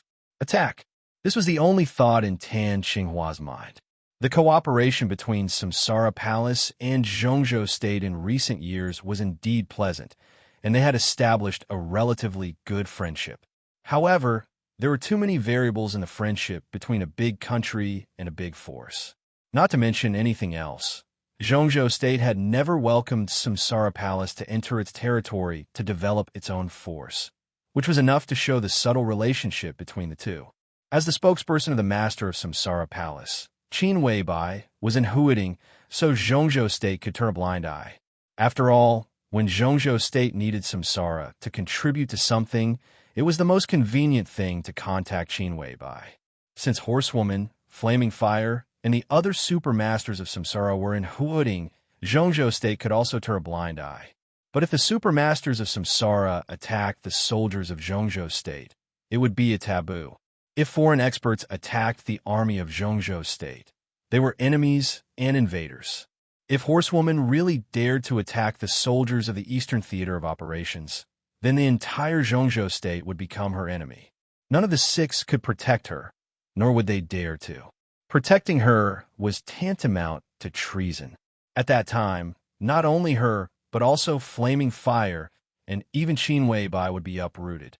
There was no second possibility. Tan Xinghua was well aware of the consequences, and he believed that Horsewoman also knew. Therefore, although the lightning in front of him was gorgeous, in his eyes, Horsewoman was completely bluffing. Tan Xinghua's eyes were cold. He was not in a mood to play any psychological tactics with Horsewoman. Whether Horsewoman was pretending or really crazy, he did not intend to compromise. "Ning Qinqing must die. Who dares to move?" A deep and old voice suddenly sounded at the door. In everyone's sight, Zhuang Huayang, the headmaster of the Sky Academy, also in a military uniform with the rank of general, appeared in front of the door. Li Beitian and Ning Qiansheng stood on both sides of him. Tan Xinghua, who had been calm, suddenly became ferocious the moment he saw Ning Qiansheng. He stared at Ning Qiansheng. In his eyes, besides coldness, there was only a kind of naked hatred and brutality. "Headmaster Zhuang, what do you mean?" Tan Xinghua's tone was cold. His eyes seemed to be completely fixed on Ning Qiansheng and refused to move away. Zhuang Huayang casually glanced at Horsewoman. The knight hesitated for a moment before waving his hand. There was a slight fluctuation in the air, and the lightning that had shrouded the entire villa instantly disappeared. I'd like to ask what Commander Tan means. The life-and-death duel between Tan Shilai and Ning Qiansheng is a normal internal competition of our Sky Academy. Commander's reaction is so extreme. Are you trying to trample on the rules of our academy? Zhuang Huayang took a step to the side, intentionally or unintentionally, and stood in front of Ning Qiansheng, staring at Tan Xinghua as he asked. He killed my son. Tan Xinghua said in an old-fashioned tone. I have to bring him back. As he spoke, Lai Hua and the 300 elites from the Eastern Battle Zone took a step forward at the same time. The sound of their footsteps landing on the ground rang clearly in the courtyard, dull and clear. This is an internal matter of our Sky Academy. Since the commander chose to send Tan Shilai to the Sky Academy, you should have made such preparations. I'm sorry, you can't take Qiansheng away. After the internal study of the Sky Academy, you will be given an explanation, Zhuang Huayang said coldly. At this moment, the old headmaster, who always seemed to smile at everyone and seemed to have no temper at all, was expressionless. His words were filled with an indescribable strength and determination. I can't take him away? The corners of Tan Xinghua's mouth rose. A grim smile gradually spread on his face and became more and more obvious. He suddenly pulled his collar and roared, I don't want an explanation from your Sky Academy today. I must take Ning Qiansheng away. You can't stop me. No one can stop me. He Ping, the director of the political and legal department of Huading, who had been following behind Tan Xinghua, frowned slightly. Tan Xinghua could do anything in the face of Horsewoman, but it was a bit difficult to deal with Zhuang Huayang, who was also a general of the military. He couldn't treat Zhuang Huayang as a foreign expert, could he? Seeing that things were going to be awkward, He Ping coughed and suddenly said with a smile, Headmaster, I'm here to take away a young man named Li Tianlan. He injured Secretary Zhong's son, Zhong Xiaofeng. The Municipal Public Security Bureau wants to take him back to the Bureau for investigation. Headmaster, this is not an internal matter of the Sky Academy, is it? Bullshit, Zhuang Huayang sneered. Looking at He Ping's suddenly embarrassed face, he said mercilessly, Li Tianlan is also a freshman of the Sky Academy. If this is not our internal matter, then what is it? We deal with our own students. This is the rule. If you want to break the rule, you can try. I've been in the special warfare system for so many years. Although I didn't do well as the headmaster of the Sky Academy, I still have to uphold the rules of the Academy. I'll make it clear today. You, Tan Xinghua, can't take Ning Qiansheng away. You, He Ping, can't take Li Tianlan away either. Zhuang Huayang. Tan Xinghua's face suddenly turned red. His emotions were almost completely out of control. He roared angrily, I'm going to take the murderer away today. Let's see what you can do. Domineering. No wonder you're the deputy commander of the Eastern Theater of Operations. You're really domineering. Before Zhuang Huayang could respond, a casual male voice rang from behind Tan Xinghua. With a strong smile, the voice did not care about Tan Xinghua's current feelings at all. When I was a child, my brother told me that the strongest fist is the last word. Old Tan, old Zhuang, what's the use of you two dawdling for a long time? Just fight. Old Zhuang is not weak. Old Tan, you have hundreds of elites under your command. So many policemen are not to be trifled with. Anyway, you're in a hurry to take revenge. Fight first and talk later. You don't need to think about the consequences, do you? Tan Xinghua frowned and looked back with a sullen face. In his sight, a young man in beige, casual clothes walked over lazily with his hands in his pockets, ignoring all the policemen present. The young man was tall and handsome. When he smiled, he seemed to be full of a modest and gentle temperament. He was harmless and made people feel very comfortable. Zhuang Huayang glanced at him and raised his eyebrows slightly. He was calm and collected. Tan Xinghua's body tensed up, and he said attentively, What are you doing here? Wang Xiaoyao, King Xiaoyao of the Wang family of Beihai. For anyone, this was a figure that needed to be taken seriously. Even if he did not have any official position, the core high level of the Wang family of Beihai was enough to be on an equal footing with most people. I'm here to watch the fun. Wang Xiaoyao walked over with a smile, patted Tan Xinghua on the shoulder, and said with a smile, I heard that your son is dead? Congratulations. Wang Xiaoyao. Tan Xinghua slapped Wang Xiaoyao's palm away and flew into a rage. Oh, a slip of the tongue. Don't mind me. Old Tan, you have a bad temper and can't take a joke. I know you're angry, but don't take it out on me. I came here in a hurry. I won't stop you from taking revenge. I just have something to discuss with you. Wang Xiaoyao replied a few times, still looking careless and tired. But because of his arrival, the atmosphere at the scene became more and more subtle. Say it. Tan Xinghua looked at Wang Xiaoyao coldly and squeezed a word out of his teeth. Well, it's just a small matter. Wang Xiaoyao lit a cigarette, and the smoke unscrupulously sprayed onto Tan Xinghua's face. He narrowed his eyes and pointed to the villa in front of him with a smile.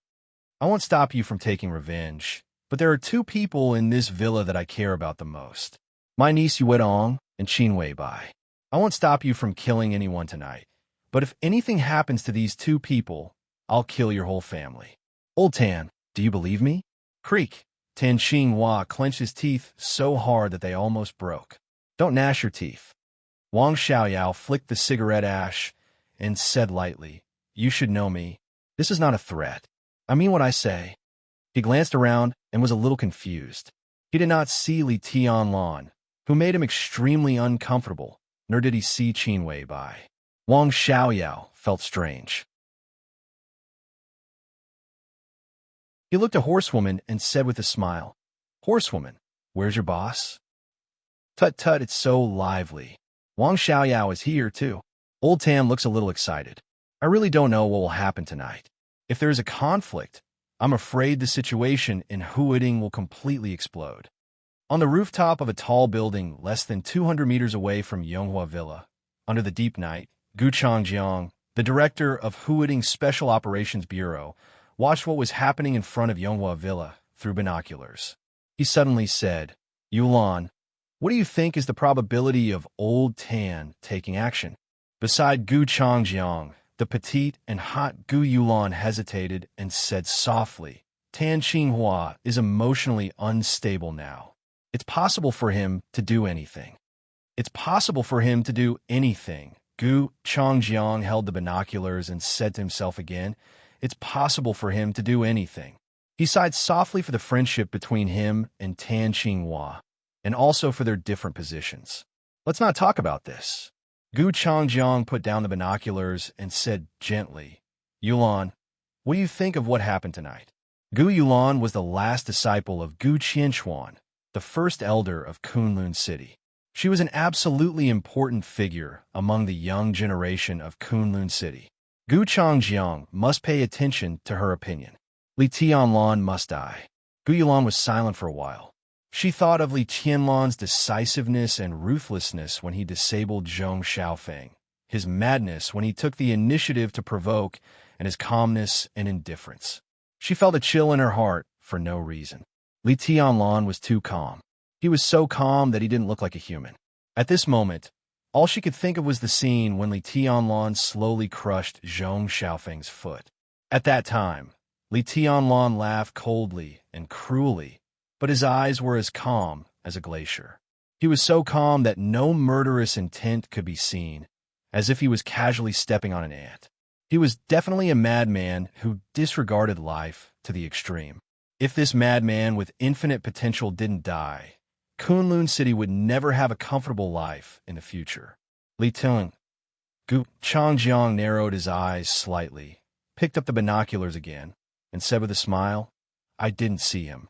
Where is he now? What Gu Changjiang didn't expect, what Wang Xiaoyao didn't expect, and even what everyone else didn't expect, was that when the conflict outside the villa was on the verge of breaking out, Li Tianlan was on the big bed in the master bedroom of the villa, pressing Qin Weibai's back and fooling around. There was no black silk skirt, but the sexy lingerie could also make people have a nosebleed. Qin Weibai was sometimes cold, sometimes charming, sometimes dignified, and sometimes flirtatious. Even a saint couldn't bear it, let alone Li Tianlan. The atmosphere outside the villa was tense. Li Tianlan also wanted to go out, but he really couldn't control himself. Looking at Qin Weibai, who buried her pretty face in the quilt and let him do whatever he wanted, he held her soft and delicate waist. Li Tianlan really felt that he was willing to die. The bedroom was full of spring scenery. Outside the villa was murderous. At the critical moment of avenging his son, Tan Xinhua really didn't want to provoke Wang Xiaoyao, who spoke in a gentle voice as if he loved him when he said he would kill his whole family.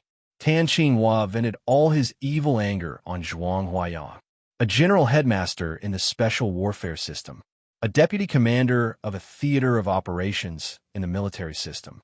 Tan Xinhua naturally wouldn't take Zhuang Huaiyang, who was about to retire, seriously. His patience had completely disappeared. Seeing that Zhuang Huaiyang was still in an unfathomable state, his expression became colder and colder. "Get out of the way," I said. "You can't take anyone away today. Not to mention these 300 people. Even if there were 10 times more people, you still can't." Zhuang Huaiyang looked at Tan Xinhua with no expression. The electric light lingered between his fingers and gradually spread to his whole arm.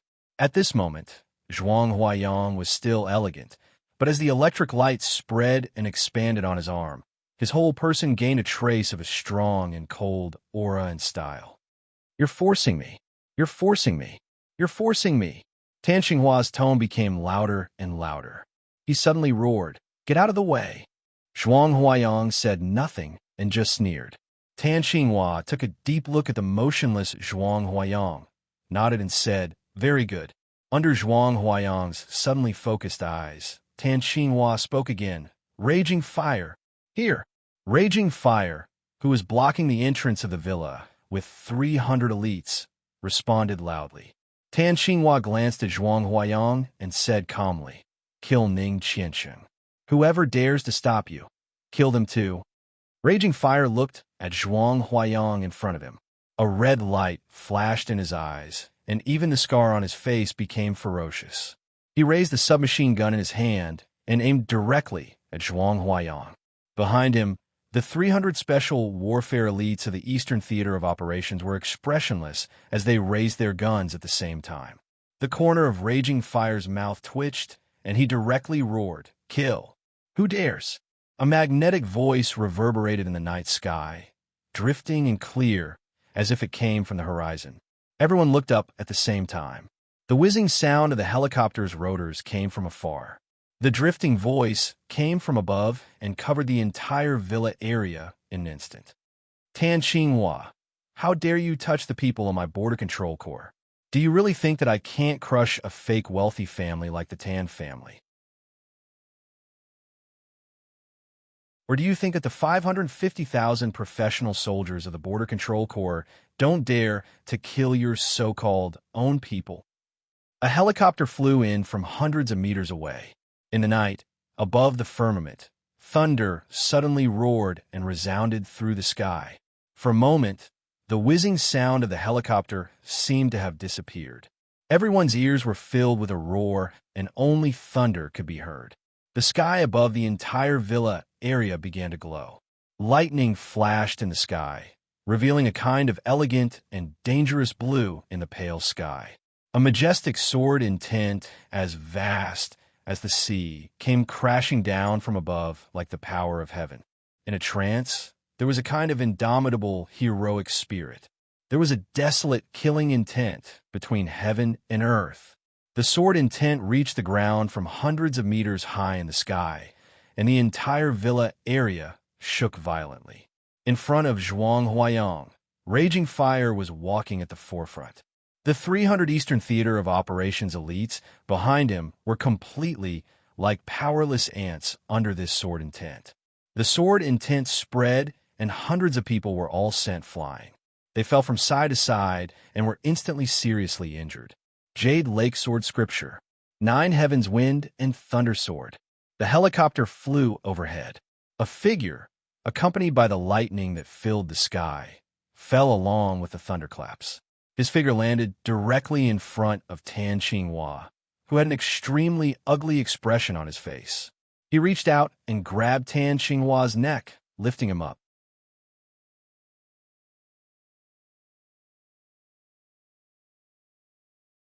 Chapter 66.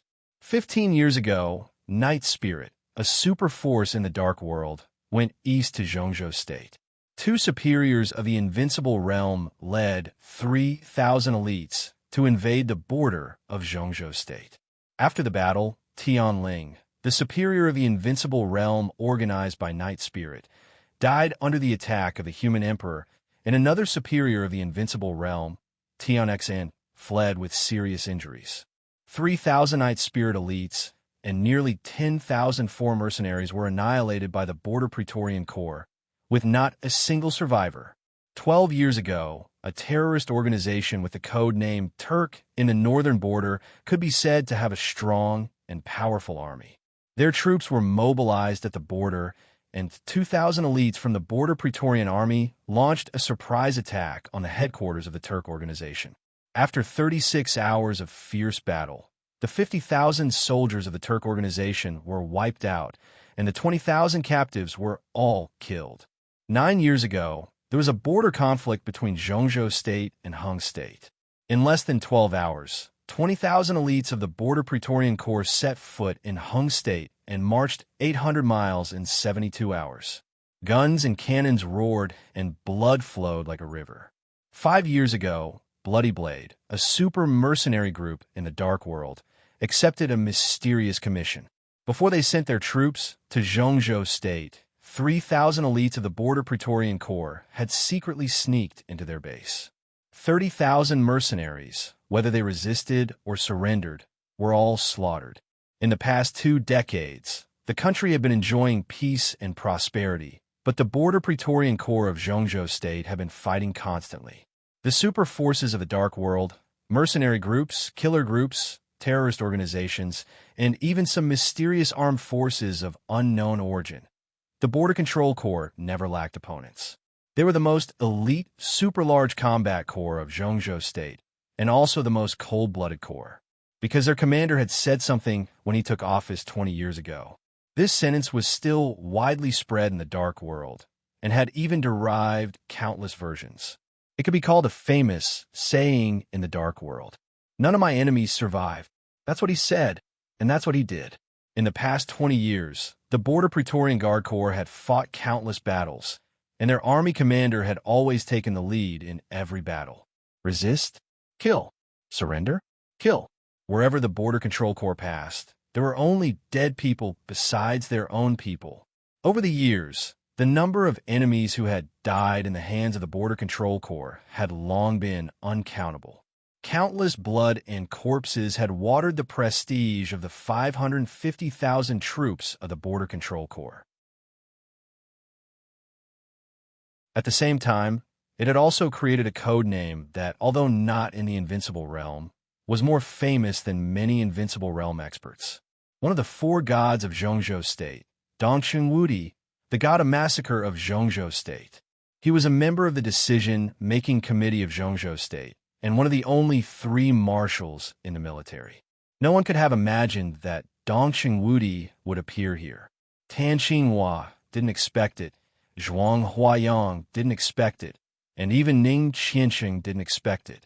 Dongxing Wudi's domineering appearance made it clear that he did not intend to save the Zhong family and the Tan family any face. The dignified general of the Zhongzhou State military and the deputy commander of the Eastern Theater of Operations was now held in the air by the neck. This was probably the most shocking scene that most people had ever seen in their lives. The corners of Zhuang Huayang's mouth twitched slightly. It was said that Dongxing Wudi was arrogant, bloodthirsty, and extremely protective. Now it seemed that the rumors were true and even a little conservative. Marshal Ning Qiansheng finally reacted and rushed to Dongxing Wudi's side. His eyes were feverish and his whole body was trembling with excitement. Dongxing Wudi glanced at Ning Qiansheng and nodded with a smile. This was an old man who was filled with an indescribable aura from head to toe. He was dressed in a military uniform and was about 50 years old. His temples were grizzled, and his appearance was not outstanding. However, his eyes were indescribably wild and fierce, like an eagle soaring in the sky, ready to pounce at any time. Every move he made seemed to have a kind of courageous and murderous aura, which was a kind of soul-stirring deterrent. You killed his son? Dongqing Wudi looked at Ning Qiansheng and said with a smile. His voice was deep and magnetic, and it seemed that every word he said had a charm that made people listen carefully. Tan Shilai took the initiative to propose a life-and-death duel. He lost and I won. Ning Qiansheng subconsciously straightened his body and replied calmly. Well done, Dongqing Wudi said casually, but his grip on Tan Xinghua's neck tightened. He narrowed his eyes and stared at the military general whose rank was only one level lower than his, and said lightly, What do you have to say? Tan Xinghua's face had turned purple-red. His feet were subconsciously struggling in the air, but his eyes were burning with extreme anger when he looked at Dongqing Wudi. Marshal, what do you mean? Tan Xinghua's breathing became more and more difficult. He held Dongqing Wudi's palm with both hands and barely squeezed a few words out his throat. Before Dongqing Wudi could speak, a furious roar suddenly rang out. Let go of the commander! Raging Fire, who had just been sent flying by a stream of sword energy, had just gotten up. When he saw the scene in front of him, he was so frightened that he rushed up with a shout without even thinking about it. Dongqing Wudi, the god of massacre. Who was he? His bloodthirsty character was well known in the whole dark world. He was famous for being cold-blooded and cruel, both internally and externally. In the past 2 decades, there had been many senior officials who had impeached Dongqing Wudi. But this marshal with outstanding military exploits had always been in his current position, hadn't he? It would not be surprising if such a ruthless man killed Tan Xinghua, the deputy commander. No one would doubt Dongqing Wudi's courage. With nearly 600,000 elite troops in his hands, what couldn't he do? What couldn't he do? Bang! Dongqing Wudi's expression was cold. He kicked Raging Fire in the chest with his heavy military boots. The expert at the peak of the fire-flaming realm was kicked away before he landed on the ground. In the air, a large amount of blood burst out from all over his body. His body slammed into a parasol tree in the courtyard of the villa. The trunk trembled violently. Raging Fire's body twitched a few times and then fell silent. You offended your superior. Damn it, Dongqing Wudi said blandly. At this moment, not only the policeman, but also He Ping's body trembled slightly. With his current status, he didn't have to be like this at all. He Ping might be respectful and humble in front of the 4 gods of Zhongzhou State, the 3 marshals of the army headquarters, and even any member of the decision-making committee, but he would not be afraid. But Dongqing Wudi was an exception. In Zhongzhou State, he was not the strongest or the most powerful, but he was definitely the most bloodthirsty. What would be the consequence of angering Dongqing Wudi when there was no combat capability to check and balance him? The deputy commander of the Eastern Theater of Operations was in his hands. What was he, the director of the Ministry of Politics and Law to him? Dongqing Wudi's eyes swept over and fell on Yiping. He said calmly, Go back and tell Zhong Yoming that I'll take care of Tianlan. If he's not convinced, he can come to me. Although the Border Control Corps is at the border, if he really dares to fight, I don't mind playing with him in Huading. Yiping hesitated for a moment and raised his head subconsciously. In his sight, Dongqing Wudi's expression was calm and indifferent, but there seemed to be endless evil light flickering slightly in his eyes. He hurriedly lowered his head and even slightly bent his waist. Yes. The corner of Dongqing Wudi's mouth twitched. He directly waved his hand and said crisply, Get out. Without saying a word, Yiping directly turned around and walked out of the small courtyard. A large number of policemen outside the courtyard began to retreat at his order, and the sound of footsteps was chaotic. In Dongqing Wudi's hands, Tan Xinghua's eyes began to turn white, and his struggle became more and more powerless. Dongqing Wudi finally let go and put Tan Xinghua on the ground. Deputy Commander Tan, who was almost strangled alive, coughed and gasped. For a moment, he couldn't even straighten his body. The matter of Qiansheng was originally an internal competition of the Sky Academy. The casualty index of the Sky Academy is not a decoration. If someone dies, the Sky Academy will naturally deal with it. When your son died, You jumped out to take revenge like a mad dog. If Qiancheng died tonight, should I be like you? Do you think I will? Tan Xinhua gasped rapidly and did not speak. Although Dongqing Wudi was protective of his son, to some extent, he also obeyed the rules. With his temperament, if Ning Qiancheng really died in the hands of the other party in a fair battle, no matter who it was, Dongqing Wudi would not seek revenge. But Tan Xinhua could not do this, not to mention that he was his own son, who he had high hopes for. And Qiancheng is a member of my Border Control Corps, an elite who dares to fight with the enemy in the Border Control Corps. He is not a child soldier of your Eastern Theater of Operations.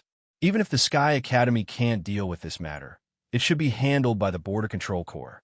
Tan Xinhua, what right do you have to touch my man? Dongqing Wudi's tone grew colder. Marshall is really mighty. Hey, ahem. I admit defeat today. Tan Xinhua finally spoke. He had never been a talkative person.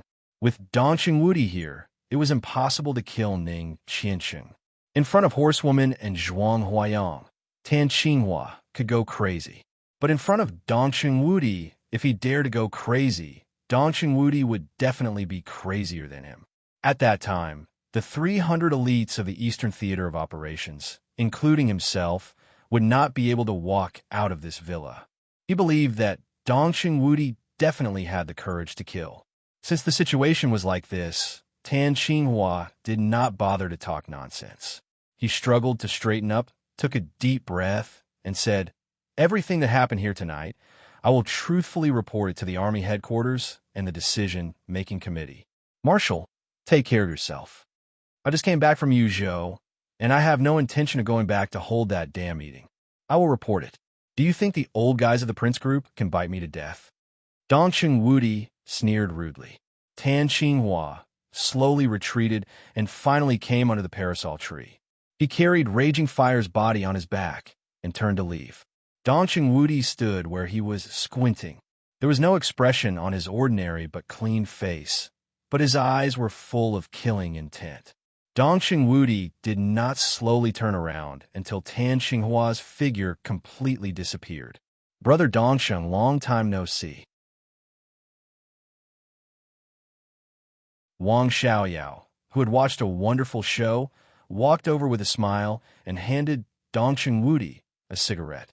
We met in Yuzhou at the beginning of the year, didn't we? Dongqing Wudi took the cigarette, glanced at Wang Xiaoyao, and suddenly said, "Tianzong took the heir of your Wang family of Beihai to the desert of Beijiang." Wang Xiaoyao froze, and the temperature in his eyes quickly dropped. He held the cigarette in his mouth, looked at Dongqing Wudi seriously, and said, "As far as I know, even within the Wang family of Beihai, this is a secret. How did you know, brother?" Now almost everyone knows what they should know. Is this a secret? Dongqing Wudi smiled and said, "Congratulations. If Tianzong's trip is successful, Wang Shengxiao's reputation as a young heavenly son will be unshakable. Whether the number one of the young generation is surnamed Wang or Gu, it will be clear." Wang Xiaoyao frowned tightly and remained silent. Dongqing Wudi did not say more. Looking at Zhuang Huayang coming from the gate of the villa, he took the initiative to reach out his hand and said with a smile, "Headmaster Zhuang, long time no see. Marshal, you guard the border and work hard for the country. Thank you for your hard work." Zhuang Huayang smiled and shook hands with Dongqing Wudi. The 6 groups in Zhongzhou State were divided and united. When there was no conflict of interest, they were always very polite to each other.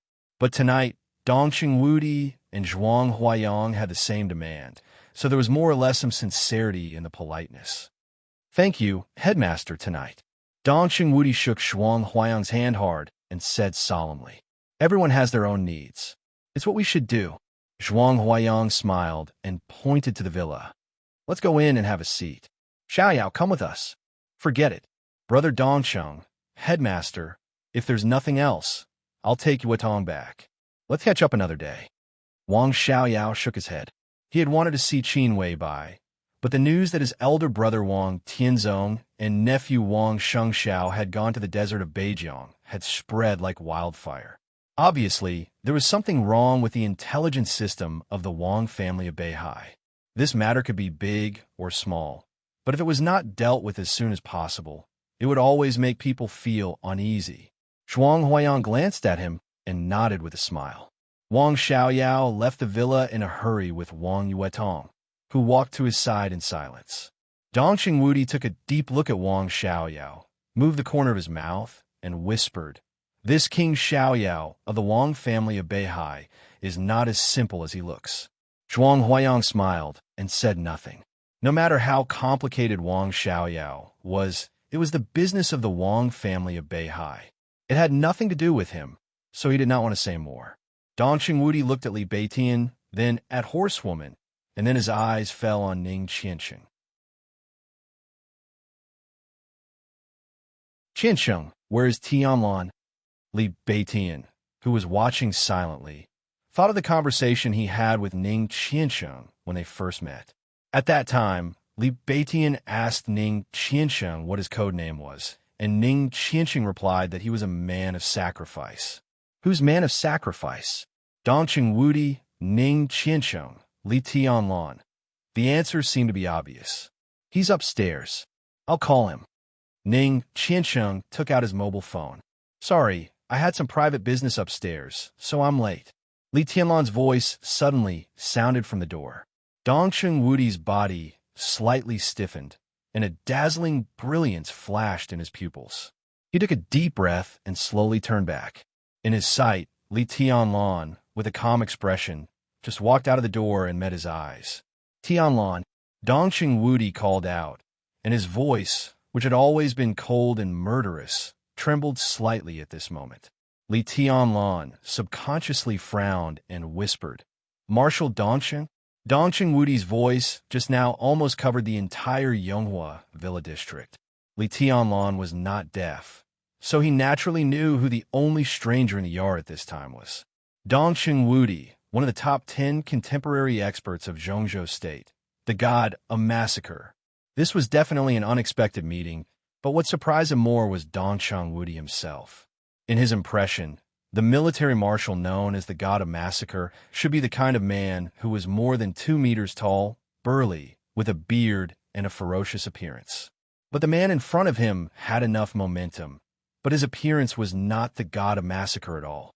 Dongqing Wudi was not handsome, but he was definitely not ugly. In particular, his face was extremely clean.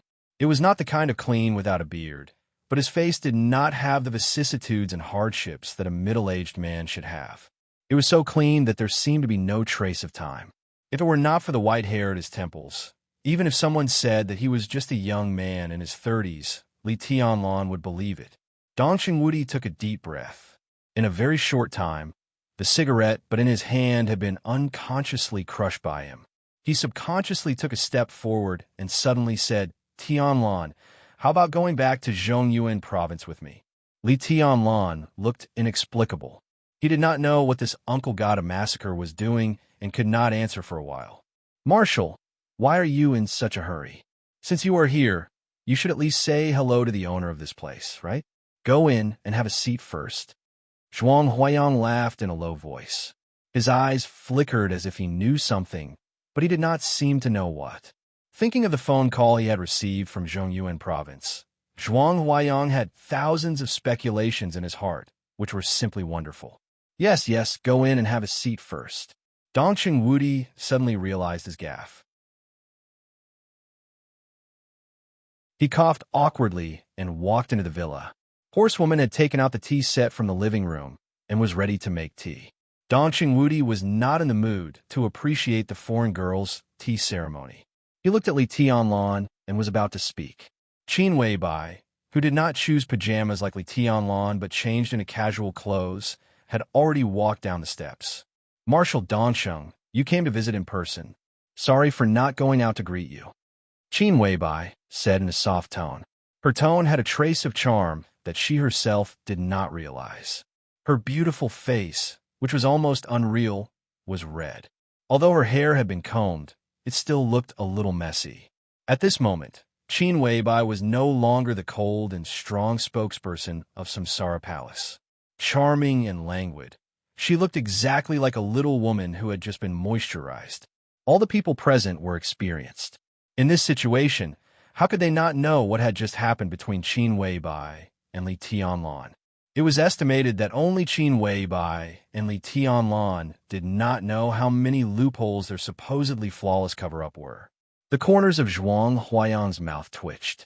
He lowered his head, sighing at the carefree nature of the young couple, but also feeling a little weird. Dongxing Wudi glanced at Li Tianlan with a strange look. When he saw Qin Weibai approaching, he subconsciously stood up and made a gesture of greeting. "Marshal, why are you so polite?" Qin Weibai raised her eyebrows and naturally sat down beside Li Tianlan. "This is to thank you," Dongxing Wudi said in a deep voice. "Thank you for what Samsara has done for Zhongzhou State and the Border Control Corps in recent years. I hope Boss Qin can tell the Palace Master that Zhongzhou State hopes to continue to cooperate with you in the future. As for tonight's little misunderstanding, it's just a few idiots who don't understand the overall situation making trouble. The decision-making committee will punish Tan Qinghua, He Ping, and others. This is our sincerity." "So tonight's matter is solved?" Qin Weibai asked with a smile as she took the tea from Horsewoman. Dongxing Wudi hesitated for a moment and said slowly, "After tonight, the Zhong family and the Tan family will not use official means to pursue this matter. As for privately, he didn't finish, but he didn't need to. No one could do anything to the two wealthy families in private as long as they didn't get evidence." "That's good," Qin Weibai said softly, holding the teacup. Tonight, Tan Qinghua came to Yonghua Villa and was stopped by Horsewoman. Because of the official relationship, once the two sides fought, it would be a foreign master against the official of Zhongzhou State. Once the official name was gone, even if they fought to the death, it would be a personal grudge. Boss Qin and Tianlan. Dongxing Wudi was silent for a while, and finally couldn't help asking. The living room seemed to be quiet for a second. Then Qin Weibai's natural and unrestrained voice sounded. Her face was still red, but there was a trace of happiness and joy in her eyes. "I'm already Tianlan's woman. He said he would marry me." Dongxing Wudi's face changed slightly. He touched his nose subconsciously and said with a wry smile, "Congratulations, congratulations. It's good that you think so, Marshal." Qin Weibai said softly with a smile and gently fixed the collar of Li Tianlan's pajamas. Dongxing Wudi had nothing to say. At this time, he really didn't know what to say to Qin Weibai, so he looked at Li Tianlan and asked, "Tianlan, would you like to go back to Zhongyuan province with me?" "Why?" Li Tianlan's tone was calm, but there was some doubt in his eyes. He always felt that there was something wrong with the way Dongxing Wudi looked at him. He thought of the engagement that Qin Weibai had mentioned not long ago. His heart gave a little jump. "Why do you ask so many questions? You're so fussy. You weren't so fussy before. Would our Marshal harm a stinking brat like you?" A rough and hearty voice sounded from outside the door. Li Tianlan suddenly turned back. A stout figure strode into the living room, looked at Li Tianlan, and laughed. He was actually very tall, but his fat body could deceive people's eyes. The man had a beard and a bald head, completely looking like a middle-aged, non-mainstream man. He left a deep impression wherever he went. Li Tianlan's eyes were full of surprise from the bottom of his heart. He said with a smile, "Uncle Lei, why are you here? Let me introduce myself again." The bearded man laughed and said, "Thunder God, the commander of the Guards Battalion of the Border Praetorian Corps, and also the Marshal's bodyguard. Now you can go to Zhongyuan with us without worry, right?" "Yes." Li Tianlan still had doubts in his heart, but he agreed without hesitation. "Then let's go." Dongxing Wudi, who had been sitting, suddenly got up, grabbed Li Tianlan's hand, and directly pulled him out. He couldn't wait. Happy New Year to everyone. It's the beginning of the month. Brothers with guaranteed monthly votes, give them to the Special Warfare Team. Asking for monthly votes.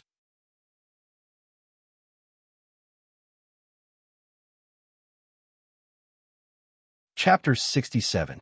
Begging for monthly votes at the beginning of the month.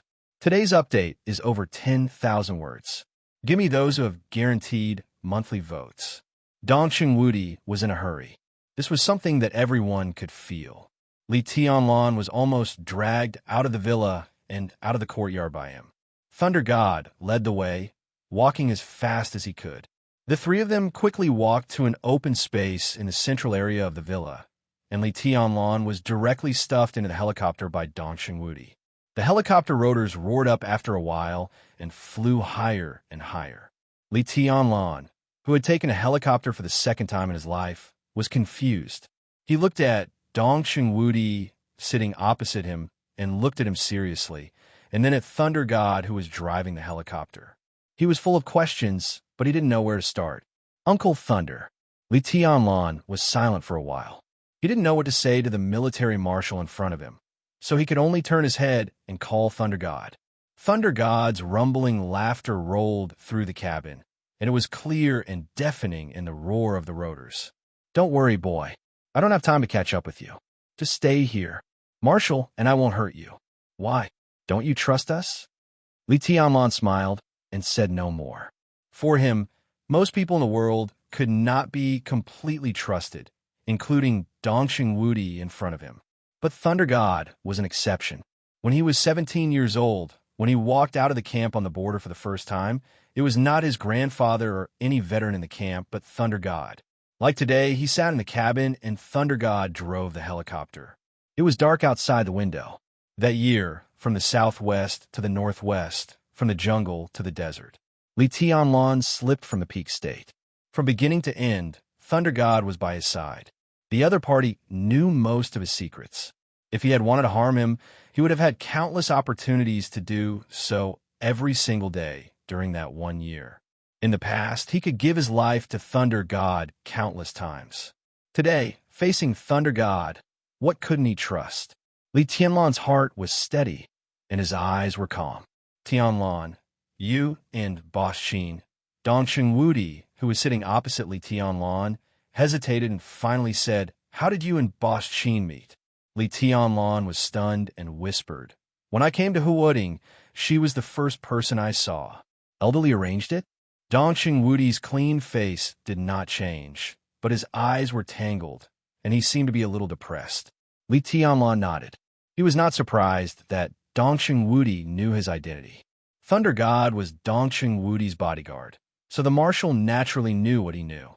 Dong Xingwudi took out a cigarette, took a deep drag, shook his head, and said subconsciously, "How did you and her?"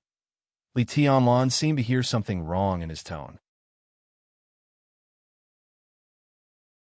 His eyes narrowed, and his expression became more and more indifferent. Seeming to realize that his tone was not right, Dong Xingwudi smiled bitterly, looked at Li Tianlan, and said, "Tianlan, come and sit next to me." "That's good. I'm airsick and don't dare to move around," Li Tianlan said with a smile, and sat still. He was not disgusted with this legendary marshal of Zhongzhou State. Dong Xingwudi had a mixed reputation in the dark world. Some people thought that his approach was hot-blooded and heroic, while others thought that his approach was insane. But Li Tianlan thought that Dong Xingwudi's every move did not have too deep meaning. He was just bloodthirsty. Such a person was a homicidal maniac in small fights, and when he killed a lot, he would become a killing god. Dong Xingwudi was definitely not a good person, but he was extremely good to his own people. Ning Qiansheng could make him give up the meeting of the decision-making committee and come to Huading with a phone call, which could prove this. The fact that the Border Guard Corps was dead set on following him and advancing and retreating together with him also proved this point. He was not a good person, but he was a real general, a real commander. He was strong, iron-blooded, and domineering.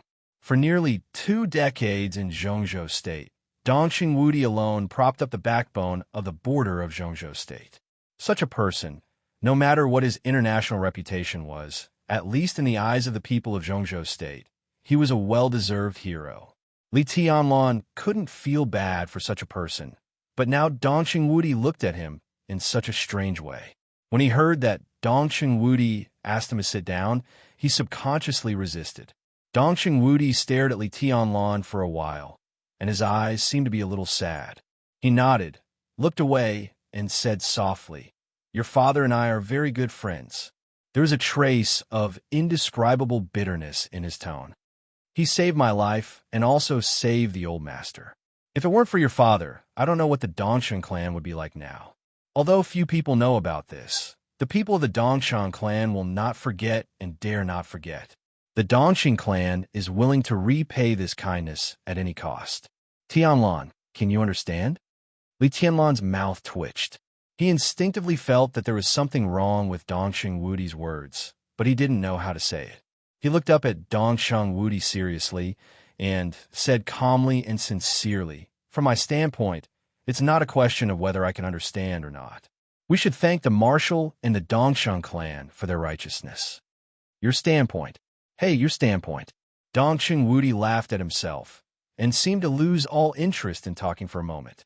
He shook his head wearily and said softly, "The reason why I took you to Zhongzhou in such a hurry is that the old master wants to see you." The old master used a favor from many years ago to invite an extraordinary person back, hoping that he could show you the way. Tianlan seized the opportunity. Li Tianlan's heart trembled for no reason. Looking at Dongxing Wudi, who had closed his eyes to rest, he nodded silently and stopped talking. The helicopter shuttled in the air. It was dark outside the window, and only the sound of the wind whistled in the rotation of the rotors. Overnight, he tested the attitude of the academics and inadvertently walked into the Dongxing clan, the leading force of the giant group. The road ahead was dark. What would happen tomorrow? Li Tianlan closed his eyes. In his mind, there seemed to be footsteps from a distant place, echoing in the depths of his heart. It was very light and very fast. That was the footsteps of destiny. Zhongyuan Province. Luojing. It was nearly 4 o'clock in the morning when the helicopter landed. Li Tianlan, who closed his eyes to rest but didn't fall asleep, followed Dongxing Wudi out of the helicopter and found himself at the foot of the mountain again.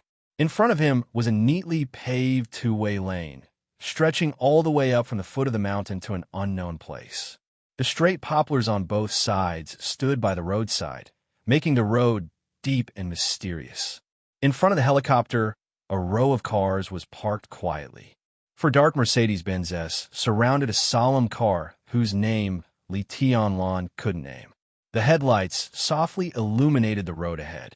Around each Mercedes-Benz stood 4 burly men, all in black suits. They stood beside the light and shadow of the headlights and stood silently with their hands on their abdomens, but they had a steady momentum as dignified as a mountain. These were all elites, and perhaps none of them was lower than the ice-condensing realm. Li Tianlan observed silently and followed Dongxing Wudi to the amazing motorcade ahead. In front of the luxury car, whose name Li Tianlan couldn't name, an old man standing in front of the car saw Dongxing Wudi coming over and immediately came over with a smile. He ignored Dongxing Wudi, just looked at Li Tianlan, and said with a soft smile, "Are you young Master Li?" The old man was slightly fat, with slick-back hair and neatly combed hair. He was dressed in a tang suit and cloth shoes. He was clean, and his eyes were kind. It was easy to make a good impression. "I'm Li Tianlan. I'm not young Master Li." Li Tianlan smiled and said, "What's your name, old man?" "Tianlan. This is uncle and one of the old master's bodyguards in those days. Now he is the steward of the family." Dongxing Wudi took the initiative to introduce him in a calm tone. The light in front of him shone on his face, and no one could see his expression clearly. "Hello, Senior," and Li Tianlan reached out and shook hands with the old steward politely. Because of the mysterious and forbidden Dongxing Huangtu, Li Tianlan was very interested in the Dongxing clan, and he also learned some superficial information from Ning Qianxing. Before Dongxing Wudi served as the commander of the Border Control Corps, it had always been Dongxing Hongguang, the old master of the Dongxing clan, who supported the family. The old master was also one of the marshals of Zhongzhou State, and also entered the decision-making committee. In terms of status, he was 1 level higher than the current Dongxing Wudi. At his peak, he was the nominal second-in-command of the Zhongzhou State military, but in fact, he was the first in charge of the daily work of the military. In the military, his ranking was second only to the president of Zhongzhou State, and he was a real giant and a big shot. Dongxing Hongguang's bodyguard in those days could absolutely be said to be a real expert. Don't stand on ceremony young Master Li. Welcome to the Dongsheng clan. Senior said with a smile, looking very kind. Young Master Li, the old master and the master are waiting for you. Please get in the car. Uncle and Dongsheng Wudi suddenly said, give me a car. I still have something to do, so I won't go to the old master's place. I'll go and have breakfast with him later. Senior agreed with a smile and gave Dongsheng Wudi a Mercedes-Benz. Dongsheng Wudi took a deep look at Li Tianlan, strode into the Mercedes-Benz with Thunder God, and drove away. Li Tianlan calmly watched the Mercedes-Benz go away. Under the guidance of Senior, he got into the luxury car of an unknown brand. Senior drove the motorcade all the way up the mountain. The road wound all the way up, deep and calm, occupying a mountain to be king. Such a word suddenly came to Li Tianlan's mind, and then he smiled bitterly. According to Ning Qiansheng, the whole Zhongyuan province was the territory of the Dongshang clan, which was the real top wealthy family in Zhongzhou state. Now the Dongxing clan just divided a mountain as their headquarters. How could it be called occupying a mountain to be king? The motorcade gradually sped up. The noise behind them faded away. Lights finally appeared in front of them. A super large modern villa appeared in Li Tianlan's sight. The villa was 4 stories high and extremely wide. On the quiet top of the mountain, lights surrounded it. The entire villa became more and more dazzling and magnificent. In front of the villa was a large courtyard that had been transformed. It was neatly and reasonably planned, with gardens, rockery, pools, and jungles. The scenery was quiet, and the fragrance of flowers was overflowing. The night wind blew, wrinkling the pool, ruffling the flower beds, and ruffling the jungles. In a trance, Li Tianlan even felt that he had come to another world. He had been to the garden party, and the scenery in the garden party was also very beautiful, but that was a club. Here, however, was a private house. At this moment, Li Tianlan looked at everything in front of him and felt nothing but shock. Let's go. The old master is inside. Don't be nervous, young Master Li. Senior took Li Tianlan out of the car and led the way to the villa. Li Tianlan took a deep breath. He was not nervous, but he felt a little uncomfortable standing in front of the top wealthy family in Zhongzhou State for the first time. In the courtyard, several patrols in black suits were carefully observing the surrounding environment. When they saw Senior, they all bowed respectfully. Senior looked indifferent. He took Li Tianlan all the way forward, pushed open the door of the villa, and went straight in. The decoration inside the villa was equally magnificent. But Li Tianlan's eyes were focused on the 2 people sitting in the small reception room. A gray-haired old man, a kind-looking old monk in a kasaya. The old man was about 70 or 80 years old. He was thin, and although he had white hair, he was extremely energetic.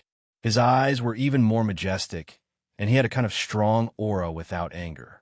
He was murderous and had the same origin as Dongsheng Wudi. Li Tianlan confirmed the old man's identity at once.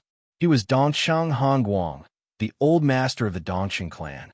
Although the old man did not have the title of god of massacre, he was also decisive, cold-blooded, and cruel when he was young. The Dongshang clan had been like this since the beginning.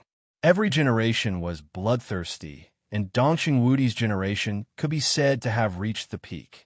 As for the monk beside the old man, Li Tianlan did not know him. Master, young Master Li is here. Senior pushed the door open and said with a smile, looking at the white-haired old man in the living room. The old man had already noticed Li Tianlan behind Senior. His eyes were astonishingly bright, and he laughed and said, Tianlan, come here, let me have a good look. Li Tianlan walked over and opened his mouth, but did not know what to say. He could only bow slightly and said with a smile, Hello, old master. What old master? Dongsheng Hongguang stared at him and said, Call me Grandpa. I've been friends with your grandpa for many years. It's not too much to ask you to call me Grandpa, is it? Li Tianlan was a little embarrassed. He subconsciously touched his nose and opened his mouth, but he could not say anything. Dongsheng Hongguang did not embarrass him. His bright eyes became softer and softer, and he suddenly said, How is brotherly? In the blink of an eye, you've grown up so much. I haven't seen my brother for a long time. Grandpa is fine. Li Tianlan nodded. If he had something to say, he would never say much. In front of such a sophisticated big shot, the more he said, the more mistakes he would make. Dongqing Hongguang nodded and said with a smile, "Come on, let me introduce you. This is Great Master Wu Wei."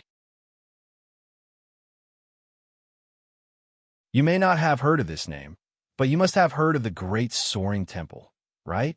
Great Master Wu Wei is the living Buddha with the highest seniority in the Great Soaring Temple. Even the current abbot of the Great Soaring Temple has to call him martial uncle. The Great Soaring Temple. Li Tianlan had naturally heard of this name. It was a martial arts force with a reputation only slightly worse than that of Mount Shu and Jade Pool. It practiced both Buddhism and Taoism, and its Buddhist incantation of 9 words was even more powerful. There were monks and Taoist priests in the Great Soaring Temple. Although it was a temple, the current abbot of the temple was a Taoist priest. His Taoist name was Tathagata, and he was one of the top 10 contemporary experts in Zhongzhou State. Taoist Tathagata's martial uncle? This was a real expert. Li Tianlan bowed slightly and said softly, "Greetings, Great Master." Amitabha. Great Master Wu Wei smiled and put his palms together to return the salute. Looking at Li Tianlan, he suddenly laughed and said, "Benefactor, do you believe in destiny? Do you believe in karma?" Li Tianlan raised his eyebrows and suddenly thought of Xian Xuanzi. The opening remarks of these two people were basically the same. "I believe it or not." Li Tianlan chose his words carefully and said seriously, "Great Master, can you see my karma? My karma?" Great Master Wu Wei hesitated and put his palms together without saying a word. He seemed to be in a dilemma. "Great Master, just say it." Li Tianlan said directly. Dongqing Wudi had already said on the plane that the Dongqing clan invited an eccentric person today to show him the way. Naturally, he would not stand on ceremony. If he really met a master in metaphysics, it would be of immeasurable help to him in the future. "I see the karma of the donor." Great Master Wu Wei raised his head, took a serious look at Li Tianlan, and then lowered his head. "Great Master?" Dongqing Hongguang frowned slightly and couldn't help calling out. Great Master Wu Wei hesitated again, lowered his eyelids, put his palms together, and said, "This donor has gone against the general trend and forcibly defied the natural order. I'm afraid he will die young and miserably in 10 years at most." 10 years at most? Miserably? Dongqing Hongguang's expression changed dramatically, but he was not angry. There was only worry in his eyes. Xian Xuanzi of Taoism sect and Wu Wei of Buddhism sect could be said to be the real grandmasters of metaphysics in Zhongzhou State. The former was at least utilitarian, so it was easier to invite him. But the latter was a real free spirit. If it weren't for the fact that Great Master Wu Wei owed the Dongshan clan a karma many years ago, he would not have been invited today. But now he was invited, and the other party said that Tianlan would die miserably. What the hell was this? Li Tianlan raised his eyebrows slightly, but his expression did not change at all. He just said calmly, "Great Master, do you have a solution? Everything depends on God's will." Great Master Wu Wei chanted the name of Buddha and said meaningfully, "Originally, the donor's fate was unsolvable and destined to be miserable. But about 20 years ago, the donor's fate was changed. I'm not sure what will happen in the future." Li Tianlan nodded expressionlessly, stood up, and said, "I'll go to the bathroom." He got up and walked out of the small reception room. Seniorin, who was standing in the living room, immediately came out and said with a smile, "What's the matter, young Master Li?" Li Tianlan nodded seriously. "Although I know it's impolite to say this, if possible, I still hope that the Dongxing clan will throw the old monk out." "Why?" Senior N's face froze. Charlatan, pretending to be mysterious. Li Tianlan shook his head and said disdainfully, "His fate was changed more than 20 years ago. F***CKU? I'm not 20 this year. Fuck you." Sorry, the update is late. Today's 2 chapters are over 10,000 words. Please understand.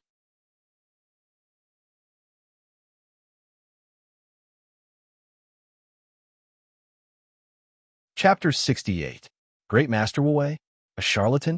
Still pretending to be mysterious? Senior was directly stunned. What was all this?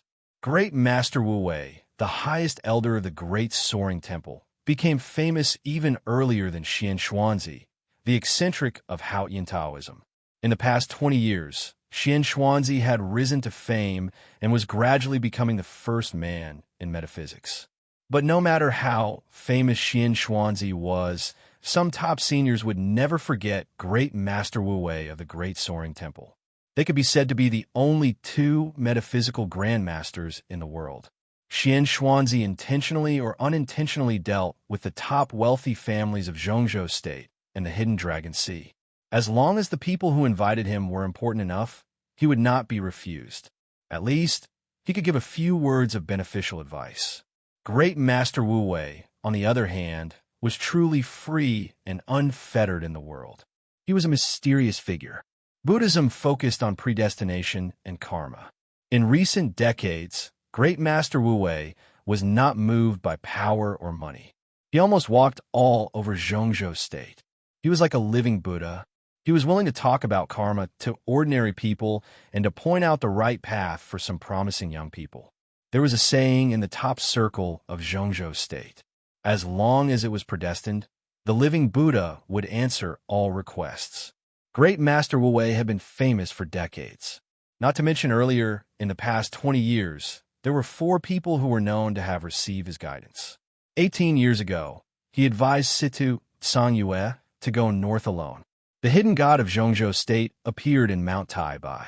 15 years ago, he advised Hua Qingfeng, an expert, to enter Yuzhou. Azura Path split. The Shadow Sect rose in the capital, and Hua Qingfeng took charge of the security department of Zhongzhou State. Now, more than 80% of the guard around the big shots in the Hidden Dragon Sea came from the Shadow Sect. 10 years ago, Lu Shuanghua, a senior intelligence officer of the Prince Group, was hunted down because he was framed. He fled to Jiangnan and met Great Master Wu Wei by chance. He was advised to take root in Jiangnan province. Lu Shuanghua lived in seclusion in Mount Lu. 8 years ago, he joined the Wang family of Beihai in a high-profile manner and established the largest civilian intelligence organization in southern Zhongzhou State, Jiangnan Society. 3 years ago, the Shadow Sting Force, the largest and most mysterious special forces in Zhongzhou State, was established. Wang Zhaoyang, one of the core members of the Wang family of Beihai and the commander of the Shadow Sting Force, went straight to the Great Soaring Temple on the second day he took office, just to thank Great Master Wu Wei in person. 20 years for people, for giants of the dark world of Zhongzhou State. Whether Great Master Wu Wei intended it or not, no one dared to say that Xian Xuanzi had surpassed Great Master Wu Wei in metaphysics based on the achievements of these 4. The words of these 2 were basically equivalent to prophecies. This was something that many people acknowledged. Over the years, Senior had heard many legends about Great Master Wu Wei and seen many people's worship and admiration for the living Buddha. He had never thought that one day a young man would disdainfully say that the living Buddha was a charlatan. Was there something wrong with this kid's brain? Or did he drink too much tonight? Elder Anne's heart trembled. He didn't know what to do. This brat was too ruthless. He was definitely doing this on purpose. Among the people present, except for Li Tianlan, no one was lower than the thunder-shocking realm. No matter how low Li Tianlan's voice was, it could not escape the ears of Great Master Wu Wei and Dongxing Hanguan. He said it to Elder In, but it was no different from pointing at Great Master Wu Wei and cursing. Tianlan, don't talk nonsense. The corner of Dongxing Hanguan's mouth twitched. He looked at Great Master Wu Wei apologetically and said softly, Great Master, Tianlan just came from a small place and hasn't seen much of the world, so if I didn't know where he came from, how could I say that he went against the general trend? Great Master Wu Wei turned the Buddha beads in his hand and smiled kindly. Li Tianlan hesitated a little, turned around again, and walked back to the small reception room. He sat down opposite Great Master Wu Wei and said calmly, Great Master, I'm sincerely convinced that I went against the general trend. But about the birth destiny, I can only think that you're talking nonsense. Dongqing Hongguang glared at Li Tianlan and hesitated to speak.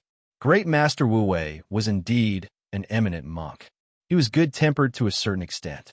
He said with a smile, "Why? I'm less than 20 years old this year." Great Master said that my birth destiny was changed more than 20 years ago. More than 20 years ago, I wasn't born yet. How could I have a birth destiny? Li Tianlan said calmly. When it came to fate, people would always think of some false theories, but there were still experts who could really grasp a trace of the trajectory. At the beginning, Li Tianlan really thought that Great Master Wu Wei was a charlatan. But when he thought of Elder An's eyes and Dongqing Hongguang's performance just now, he was a little confused. A top wealthy family like the Dongchang clan couldn't be fooled by any charlatan. But the so-called birth destiny had too many loopholes. Benefactor, do you believe in destiny? Great Master Wu Wei asked again the question that Xian Xuanzi had asked, and he had just asked. Li Tianlan frowned slightly.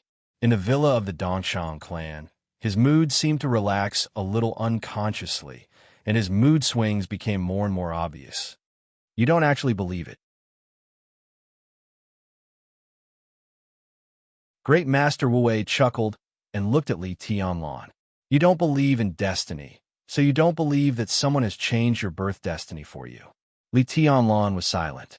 Just a few words about the mandate of heaven and the birth destiny had already made him dizzy. He looked at Wu Wei. Although he still didn't understand what he meant, it was obvious from his face that he didn't intend to say anything more. Li Tianlan picked up the teacup and took a sip of tea. The slightly bitter and cold tea flowed down his throat and into his stomach. He suddenly said, "Great Master, if I'm really doomed to die a horrible death, can what I've been asking for all my life come true?" What did he ask for all his life? It was to let his grandfather and those veterans walk out of the border again. It was to let Zhuan Yuantai of Kunlun stand on the top of Zhongzhou State again. It was to let the reputation of the god of war family spread throughout the dark world again. 10 years later, if he really died a horrible death, could everything he had been pursuing succeed? At this moment, Li Tianlan suddenly found that he could face the possible death calmly. But what he had been asking for all his life was what he couldn't let go of. Yes. Great Master Wei hesitated for a moment and finally spoke in a concise tone. Li Tianlan laughed, and his eyes were bright without any haze. So, although I'm not reconciled to it, it's not too bad. It's worth it. The old monk took a deep look at him and didn't speak. You're so young. What's worth it? Don't talk nonsense here. Dongqing Hongguang's face darkened, and he reprimanded Li Tianlan mercilessly. His white hair was flying, his eyes were sharp, and his momentum soared in an instant. Li Tianlan didn't feel warm in his heart. Although it was the first time they met, the old master's behavior showed that he really didn't treat him as an outsider. Great Master, if Qianlan's birth destiny is really changed by someone, what will happen in 10 years? Dongqing Hongguang stopped looking at Li Tianlan and looked directly at Great Master Wu Wei. His tone was calm, but his eyes were earnest. Great Master Wu Wei shook his head. I don't have any good suggestions. There's still a long time. It depends on Benefactor Tianlan's own luck. Dongqing Hongguang's heart sank. Although he didn't hear any pessimism from the old monk's mouth, there was no optimism either. Dongqing Hongguang was a little worried about gains and losses. He didn't give up and asked, "Is there really no solution? Return to the mountains and forests and don't care about the world." Great Master Wu Wei turned the Buddha beads in his hand and said calmly. Dongqing Hongguang gave a wry smile and glanced at Li Tianlan. Sure enough, he didn't change his expression, as if he hadn't heard it. There was no difference between having such a method and not having it. I'm leaving. Great Master Wu Wei suddenly stood up, looked at Dongqing Hongguang, and said with a smile, "You and I are destined to meet in this life. If you don't mind, how about giving me a ride?" Li Tianlan, who was about to get up and see the old monk off when he heard that the old monk was going to leave, stopped and sat back on the sofa. It was obvious that the old monk wanted to talk to Dongqing Hongguang alone. Dongqing Hongguang was a little hesitant, Not about whether to see him off, but about whether to let the old monk go down the mountain. Great Master Wu Wei was elusive. This time, the Dongxing clan could invite him up the mountain because of a cause and effect many years ago. For the Dongxing clan, it was a great favor. But such a favor was exchanged for such a result from the old monk. Dongxing Hongguang was really depressed.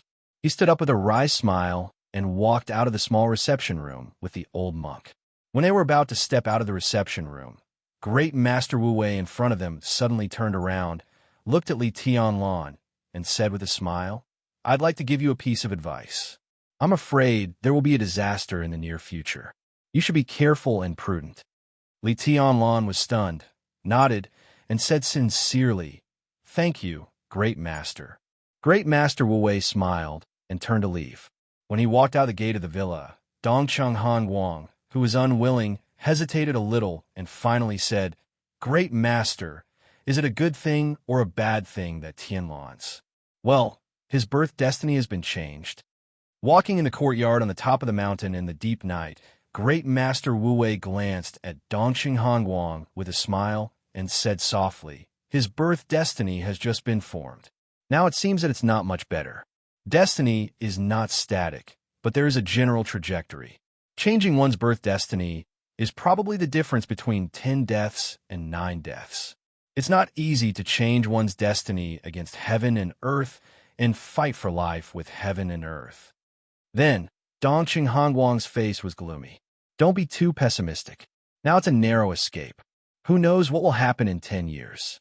Great Master Wu Wei chuckled and said, "Donor Dongcheng, I'll give you a word of advice. Let nature take its course and don't force it. As for Donor Tianlan, after he graduates from the Sky Academy, he can come to Mount Qingyun in Lin and be my neighbor. It's good for him." Lin was the capital of Jiangxia province. Mount Qingyun was located on the bank of the West Lake. It was an excellent place with good feng shui. Dongcheng Hongguang nodded and said helplessly, "I can see that the boy is stubborn. Great Master, what if he doesn't go? His birth destiny has been formed, and his destiny has been determined. How can it be up to him?" Great Master Wu Wei smiled casually and reached for the car door, intending to go down the mountain. Dongcheng Hongguang's heart skipped a beat, and he suddenly asked, "Great Master, who changed Tianlan's birth destiny?" Great Master Wu Wei paused and turned to look at Dongxing Hongguang with deep eyes. He got into the car. When the door was about to close, a faint voice rang in Dongxing Hongguang's ears. "I changed it. Thank you for 544722292 big yuan bao reward that you're tuning into the Romance Rendezvous YouTube channel. We're so grateful for your support, and don't forget to subscribe to join us on this incredible journey through captivating stories. Your generosity through donations truly makes a world of difference, as it's the primary source of revenue that allows me to expand and enhance this channel for you. Thank you from the bottom of my heart for being a part of this adventure.